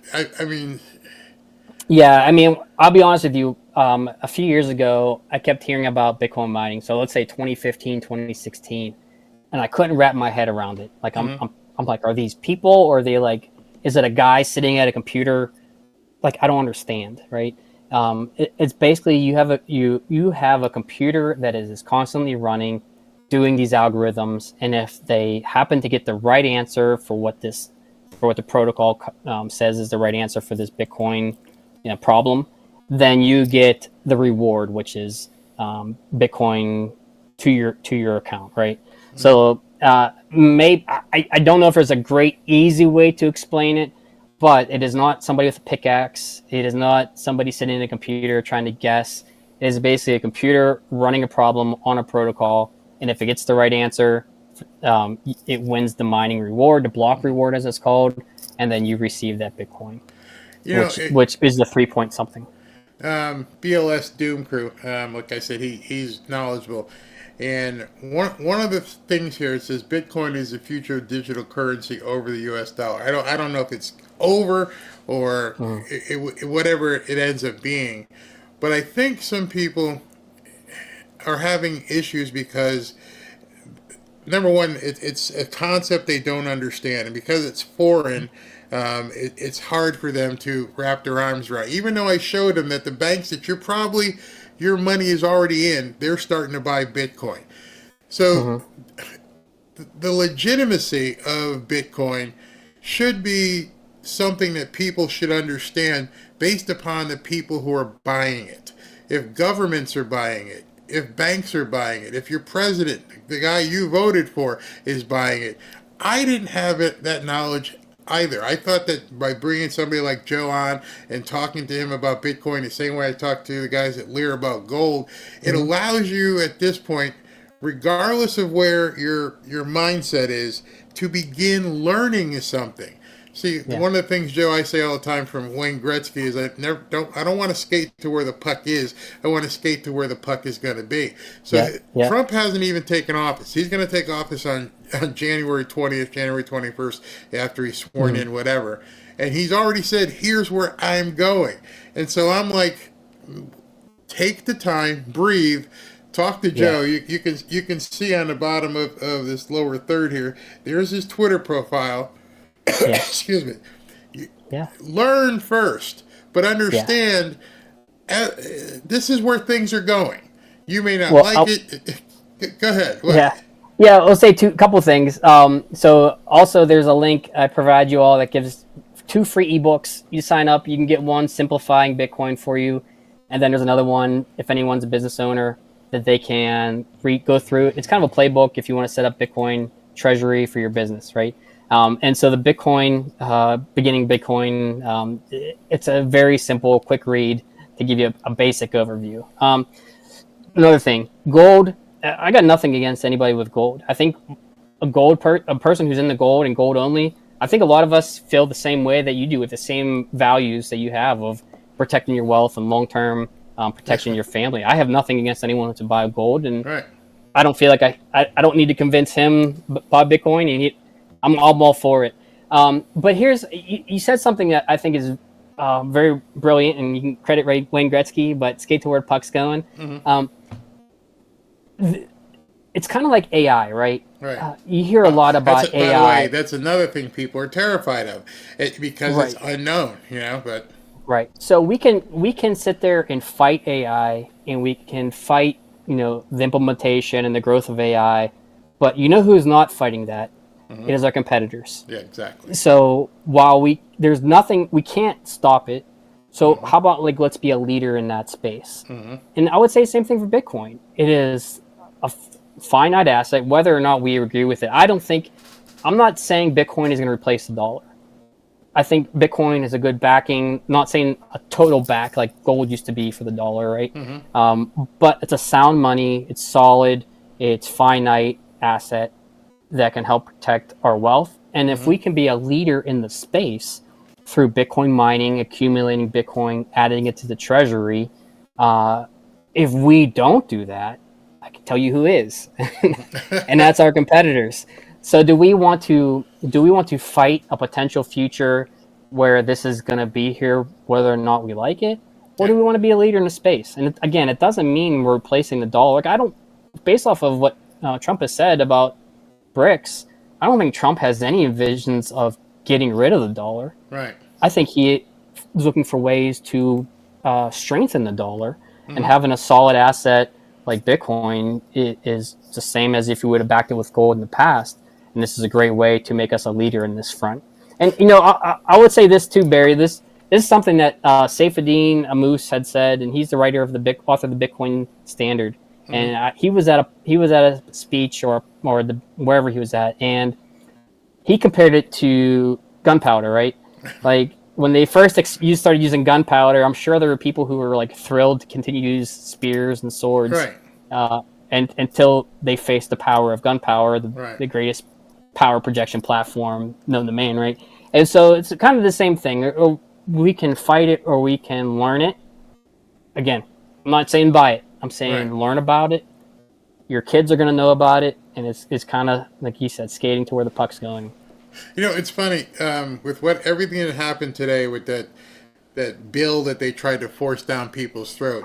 Every single person watching here saw a real-time result of AI.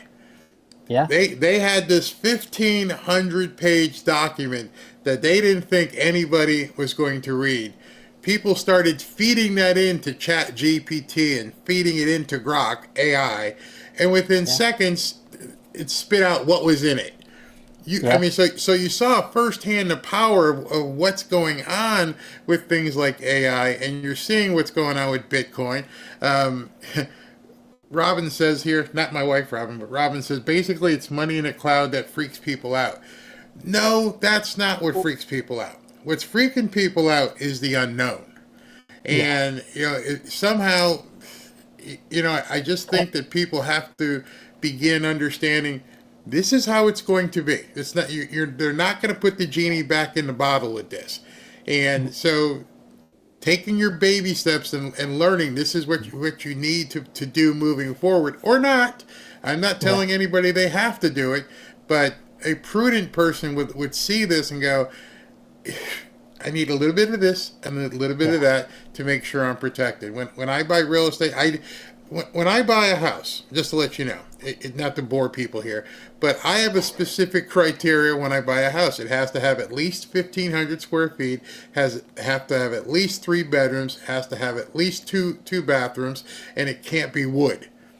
And the reason behind that is I know what my end game is. My end game is to either rent it out or sell it out. And most people are going to need at least 3 bedrooms if they have a family. So 2-1 is too small. And we live in a hurricane zone, so I don't want a wood house. So those are my criteria. And I don't even look outside that box unless it fits those criteria. And all I'm asking people or mentioning to people here is, understand what we're looking at here. I'm not asking you to turn into a ChatGPT prompt manager or a Bitcoin analyst. Just giving you some information, some opportunities so you can do something on your own. For sure. I think, I definitely understand the concern about, kind of being a cloud, but, Bitcoin is on a secure network as opposed to, the cloud. But I would also, so here's when I learned this is where I got even more into Bitcoin. If you look into like the fractional reserve banking system and why some banks have gone bankrupt when they call the bank runs, like your cash isn't actually in the bank. Like it's just a bunch of made up numbers, to be honest with you. Like if you try to go to a bank and remove your money, see what happens. Yeah. Like, Can you come back in a couple days? yeah. So I mean, like, I say that as a way of, and I don't mean that in any kind of negative way. What I'm saying is, if you're concerned about cloud, just know that our current banking system, that those physical dollars aren't there either. It's all digital, and that could disappear instantly. So I just say that to say, Bitcoin isn't as scary as you might think. When you start getting your hands on it, and again, it could cost, you could use $5 a Bitcoin, play around with it, and say, oh, this is what's, I thought this would be a lot more sexy. Like what's going on? Like it's I think its dull nature is also one of its benefits. Is like, oh, I thought, it doesn't dance for me. It just sits there. It's Bitcoin, and I can spend it. I can save it. It's not overly. It's not as complicated as you might think. What's funny is, as I've showed people my Coinbase thing here, and what they don't see. Okay, so when I showed it on the screen, it was like 720. Now it's up to 882. So it jumps in real time, so you can see what's going on. But this has sat here probably for over a year, because unless I'm doing transfers to that guy in Brussels I mentioned, it just sits there, and I don't even look at it. So I'm like, okay, oh yeah, so it's moved up, but that's all you have to do. I'm not looking to get rich on Bitcoin. I'm just going to move some money there, and it's there anytime. I mean, somebody asked, can Bitcoin be hacked? There's a question. Yeah, so right now, I don't think Bitcoin's ever been hacked because of the security network, and a lot of that is due to the energy that it would take to hack the system. If you think about these miners, how much does it cost to run the rigs, and how much energy is involved in Bitcoin? The cost benefit of that, I mean, you're talking what, Bitcoin's $100,000 at this time right now. So the cost that it would take and the energy involved to hack the system is kind of the feature that makes it right now very unhackable, because it's not worth it at this point. Yeah. And then also, I think it's interesting too, like you brought up the Bitcoin. It's fun to watch it go up. It can be scary when it goes down, but again, if you're looking at it as a savings technology, I don't know how often you check your retirement funds or whatever. Yeah, you check it from time to time, right? But if you're stressing about the price of Bitcoin, whether it's going up or down, just like it is in any other, if you would do it in a stock, you're probably over leveraged, and you're probably invested more than maybe you should have that risk tolerance for. Now understand with what you're saying, okay?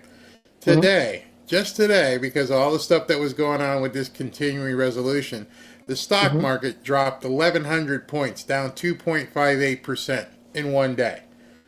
There's nothing out there. You could wake up tomorrow and some company just be complete. Their stock just got blown out. So nobody can promise you the world.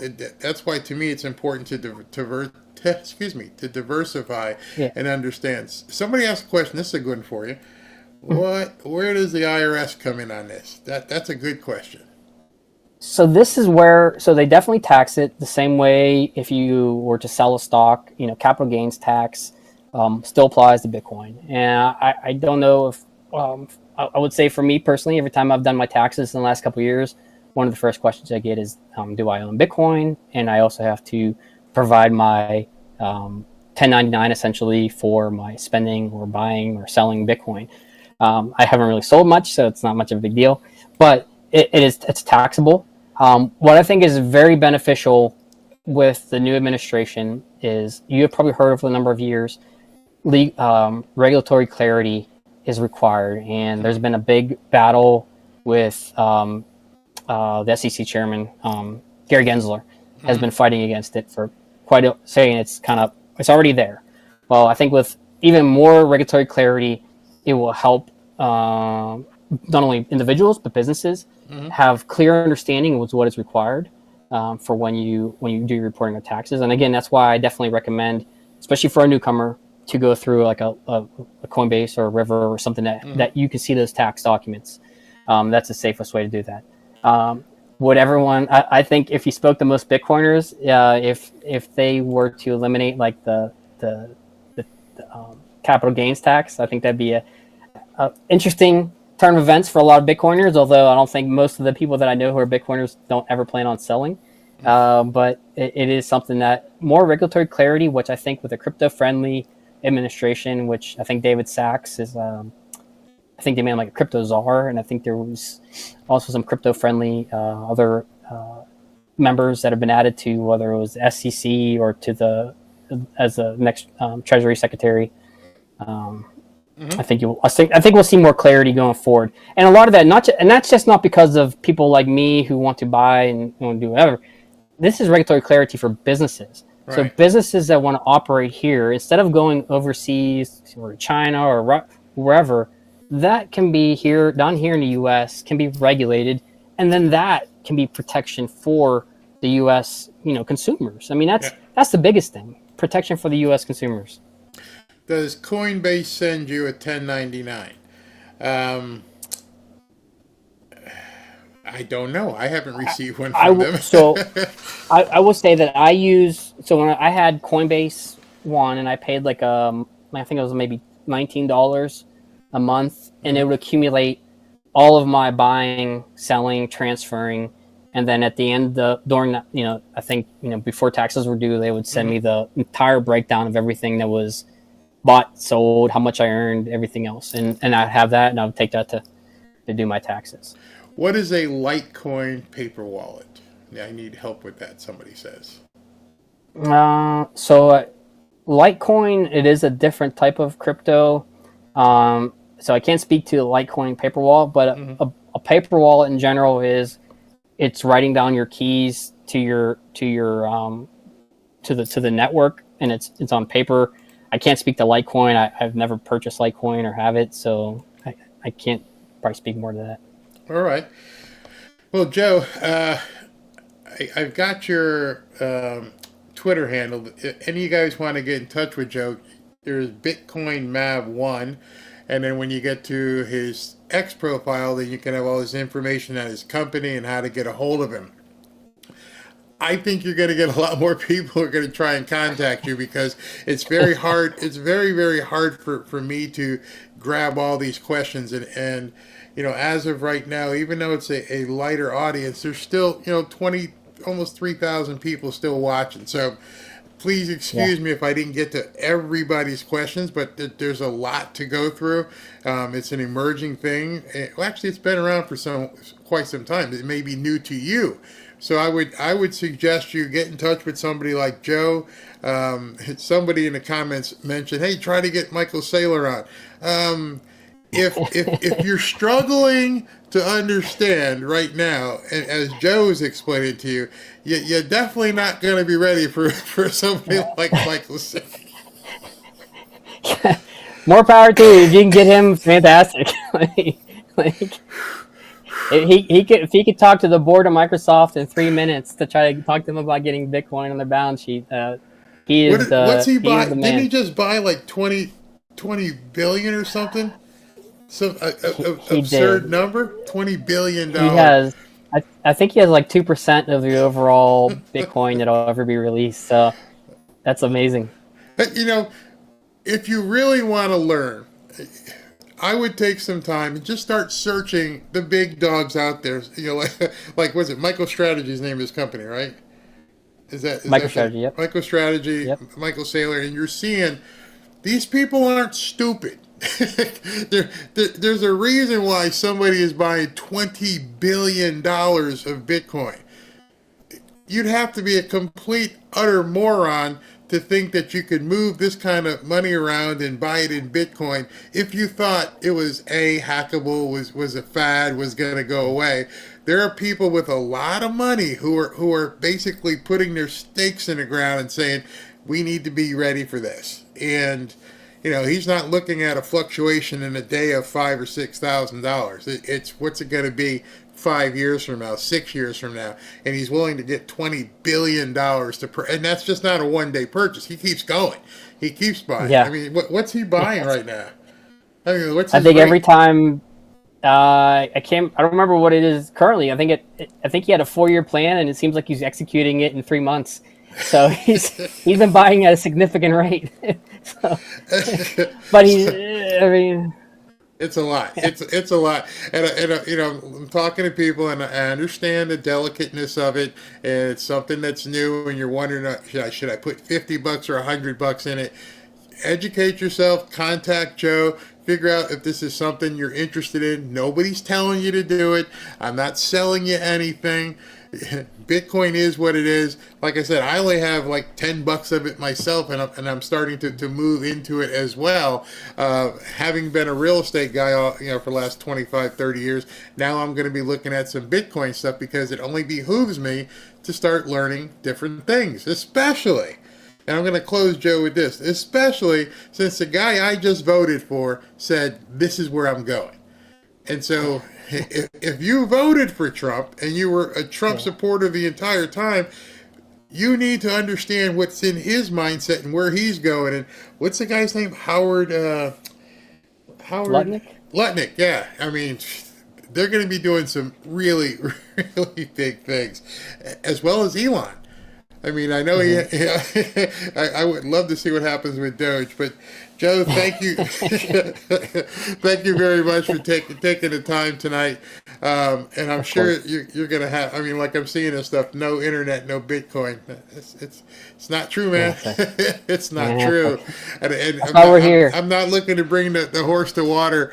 I mean, in forcing it to drink. A thirsty horse will find the water. I want you to be a thirsty horse. All right, Joe. Thank you very much. We'll talk to you soon. And let me know how the people get to you and start asking you questions, and hopefully you can help some people. Thank you very much. I'll keep you posted. Thanks. All right, everybody. Thank you very much. Your questions were voluminous. There's so much out there for you to learn. I mean, it's just a ton of stuff, and I just feel it incumbent upon myself to show you guys that here's some information you may not know. Because it's heading there. You're not going to stop it. You can choose not to. That's fine. I'm not telling you to do anything, but that's where we are. All right. So what's to say? Is this anything like buying digital land online? Being a real estate guy, I've never bought digital land. No. But in any event, I'm going to get out of here now. I want to thank you guys. Oh, wait a minute. I got to give away hoodies. Got to give away 3 hoodies. Do me a favor. If you guys want to go into our X group, go ahead to fanfareshop.org/group, and you can join 12,000 patriots there. And after you saw what happened today, I think you realize that collectively, we have a huge, huge voice, and we can do so much. And I just want to make sure you understand. I'm not telling you to do anything. I'm never going to tell you to do it. I just want to show you what's available to you. You can take it from there and do what you need to do. Let's see here. Where's the page? And we're going to go ahead and draw 3 winners here. Where's the drum roll, please? And the first winner is Patricia Barlow. Patricia Barlow, you have won a hoodie. Okay, let's do another one. And let me do the drum roll real quick. Tim Hamby. Tim Hamby, you are winning a hoodie. And we're going to go with one more. Round it out for tonight. And Janelle Alarue. Janelle, she must be from France, or at least French speaking. Janelle Larue. Congratulations to that. If you'd like to enter to win, Ashley's got me a bunch of pictures of people who got their hoodies. I'm going to make a little collage video tomorrow.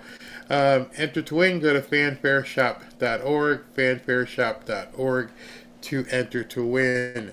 Let me go ahead and look up super chats if they're in here. K. Smithy, Bitcoin dipping slightly. Any thoughts on TEMA chart? You might want to go ahead and hit up Joe. I'm not sure what a TEMA chart is, so I'm the newbie as well myself here. Let me go here. 500 is a great start, Marcus. Let me go here. What do you think of Robinhood? Robinhood is another like wallet internet place where you can hold money. At one point, they had stopped taking people when they were doing the game stock. So be careful of somebody who can manipulate when and when not you can't buy. Let's see here. I think I took this one. Liberty Greenwallet, I really rarely get to catch you live, Barry. Is River a site where you can set up a wallet and can you pay for items through the River? All right, so I put this up earlier. Let me show it to you again. River is a place. Where is it? Trying to find the site. Where is it? Where's the window so I can pull this up?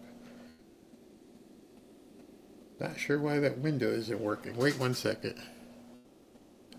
I can just put this up real quick. You can go to river.com. If you go to river.com, all the information is there for you to open an account. So go to river.com and it's right there. And so your question being, can you open an account there? Yes, you can. And you can also, it's like, it literally is a bank account. It's a savings account that pays you interest in Bitcoin. Let me continue. Ruth, I invested in Bitcoin during the pandemic, unemployment status, stimulus checks, in part because unlike other investments, it is based on good for humankind. Good point. Good point. Roger Gardner, do you think of Shiba? I have Shiba. It was so cheap. I just could. It's a type of coin, everybody, that I'm talking to Roger here. I bought Shiba. It was so cheap. I had to buy it. I mean, let's see how much. What do I have it in here in my Coinbase account?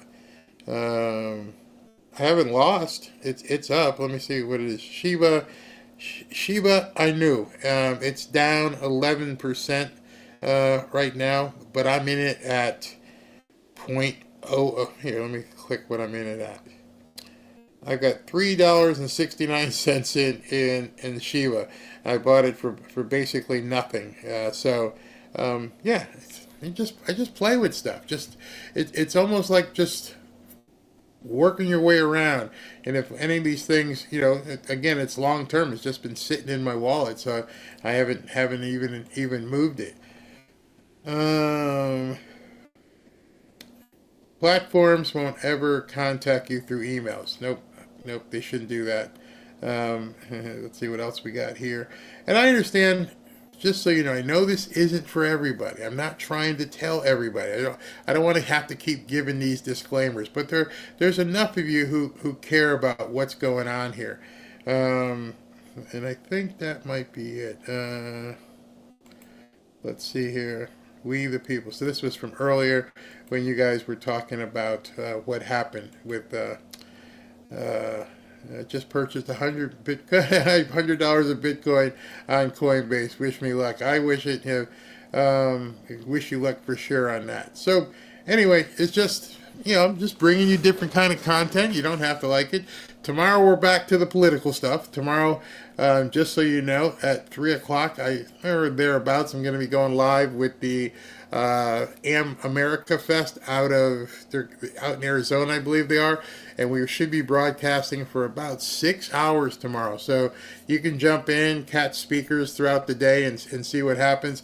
SV just sent me something, but I believe it has since changed. He said that George Stephanopoulos may be getting out. I heard that they renewed his contract late today. Let's see, Stephanopoulos. I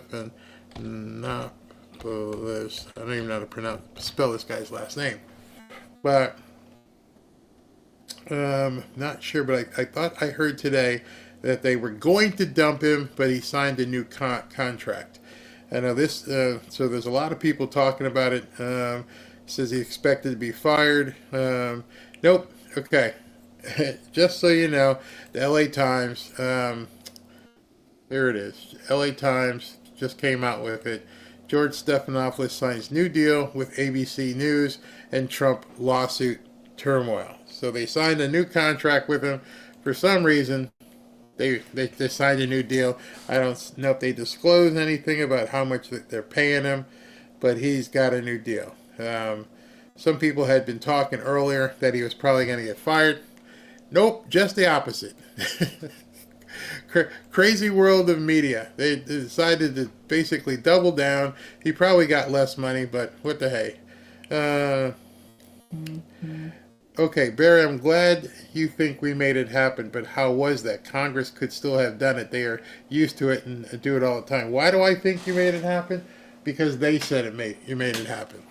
They said it. The uproar on social media, everything that happened. Well, when I say we, I'm not sure if you have a X profile. Have you been pushing it out there today? Have you been in the fight? Because if you're not in the fight, then no, you didn't participate. But when you're seeing the other congressmen saying that they got deluged, yeah, Elon, Vivek, they were basically the leading the charge, but the rest of us out there we're going at it pretty good. Congratulations, you now have the people's money. It's immutable and cannot ever be taken away from you. Not sure what that means. Let's see here. Thank you, Barry. Great show tonight. I feel sometimes, thank you very much. I sometimes, get kind of concerned that people just aren't happy with what they're seeing.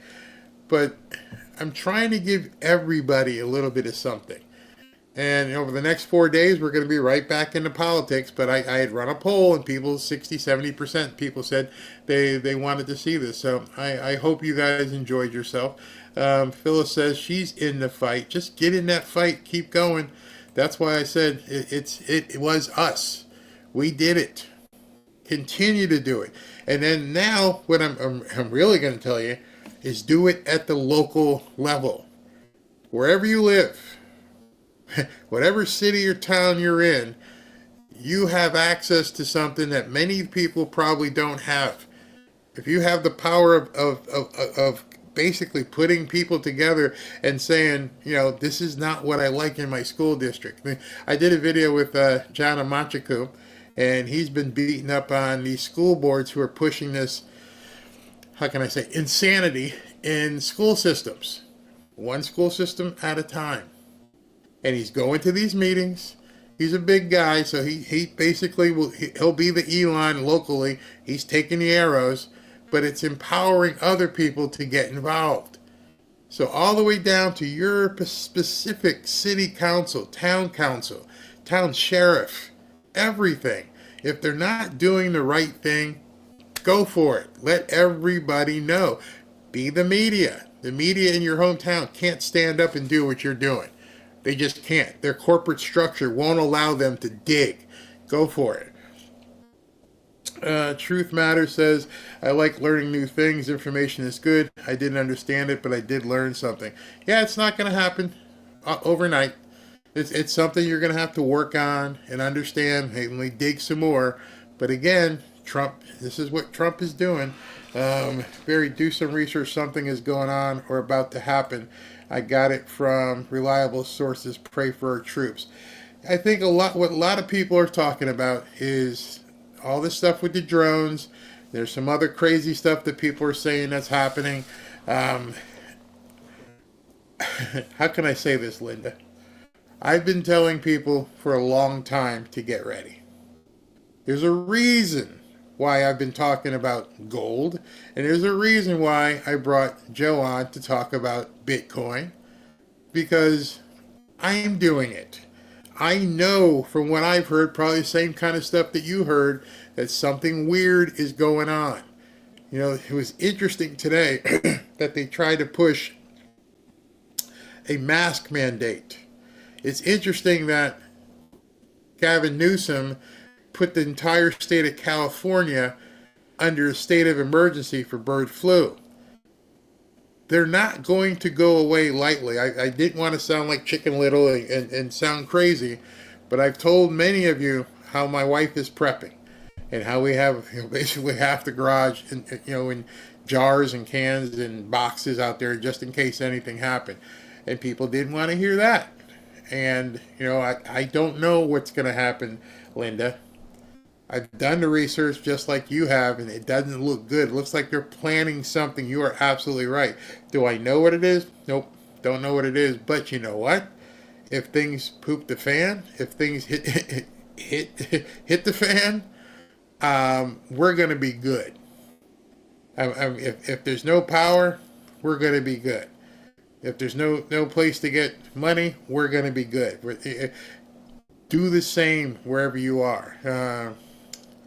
That's it. They're saying the drones are hobbyists. I don't even know what they are. I won't wear a mask again. Nope. Come down to Florida.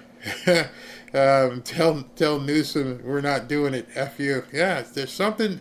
They're definitely doing something. I don't know if it has anything to do with the drones, but this bird flu stuff is crazy. Which, watch what happens too. They're not going to allow us to even talk about it. Only place you're going to, that's why I keep telling you, get on X, is because certain places are not going to allow you to discuss some of the things that are going on. They're trying to scare the country with this bird flu thing. I ain't buying it the same way they made everybody scared with the other thing. Yep, ain't doing it. I just, hey, whatever, bird flu. I'm coming to your house, Ben. Oh, man, you're welcome. I have supplies. So this is what, where'd that go? Yeah. SV. That's how you prepare. I have supplies and a pew-pew. And more than one pew-pew, probably. And the other thing is, make sure you got the little things that go in the pew-pew. Because it ain't no good if you just have the pew-pew. If you know what I mean. And I think you do. Yeah, you're right. They won't give up. I think today, put it this way, Linda as well. I think today scared them even more. Now they're caged animals, cornered animals, whatever you want to say. Now they realize, oh my God, we can't get away with this. We can't just shove stuff in the middle of the night. And this guy, Elon, he just keeps running his doggone mouth. And now Trump's like, we don't even want it discussed in January. Get it done now. And Vivek and everybody else. I mean, it's to a point where, thank you, Elon, is the #1 trend right now. And it's all over the place about thank you, Elon. They don't know how to deal with this. This is something that none of the strategists have ever come across. Just the same way you guys are learning about Bitcoin, they're going to have to sit back now and go, oh, crap, what do we do here? Everything they've ever done, all the shady deals, all the ways they manipulate people, they can no longer do that. In an instant, everybody can learn about that. Let me see what this one's all about. I'm going to look and see if Elon said anything tonight. Is there anything else going on before we disconnect here? Because I always keep his stuff on speed dial. Nope, he pinned a interview with Tucker and Tom Homan. And then he posted this, which is very interesting. Trump's warning comes true. They're doing their craziness. Aurora just detained 19 more people in Colorado. Everything Trump said has been happening. And they don't know what to do. So who knows what the next plan is? I don't know what the next plan is. Just be ready. And be ready to, if you got your phone or your computer, to make sure everybody knows what's going on. Let everybody know. The Democrats now know the screwing around is over. They're going to be coming twice as hard. Yeah. Because they also know they're speaking into an abyss. You see, Kamala got beat down so bad that the Democrats are pissed off. I mean, tomorrow I'm going to show you something about Stephen A. Smith and how he's screaming, where were you, bro? You saw what was happening. And now they've got no one who wants to even listen to what they have to say. As I've said many times, there's no leader. There's nobody spearheading the Democrats. They're basically just floundering around in the water. And now they're getting spanked hard by Trump and spanked hard by Elon Musk. It's nuts. Yeah, they're blaming him and not even thinking about our input because they never thought about us. Yep, you can learn a lot about cryptocurrency on YouTube also if you watch the right people. Let's see what else we got here. We need a movie about these times. So many chess moves, lots of chess moves. All right, I'm gonna go have some dinner. I thank you guys for tuning in. The other people who tuned out didn't like it. That's good.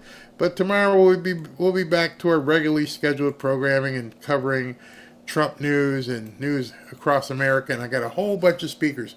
So join me. I'll be live at 3 o'clock. Oh, also, tomorrow I have a live interview at 7 p.m. with Carol Swain. She's been on Fox News, and she's a very smart lady. I want you to tune in and watch that. 7 p.m. she'll be going live. I'll post about it because I'll already be live, and just like Joe, when he pops up, I'll bring Carol on. So that should be a lot of fun as well. All right, talk to you guys tomorrow.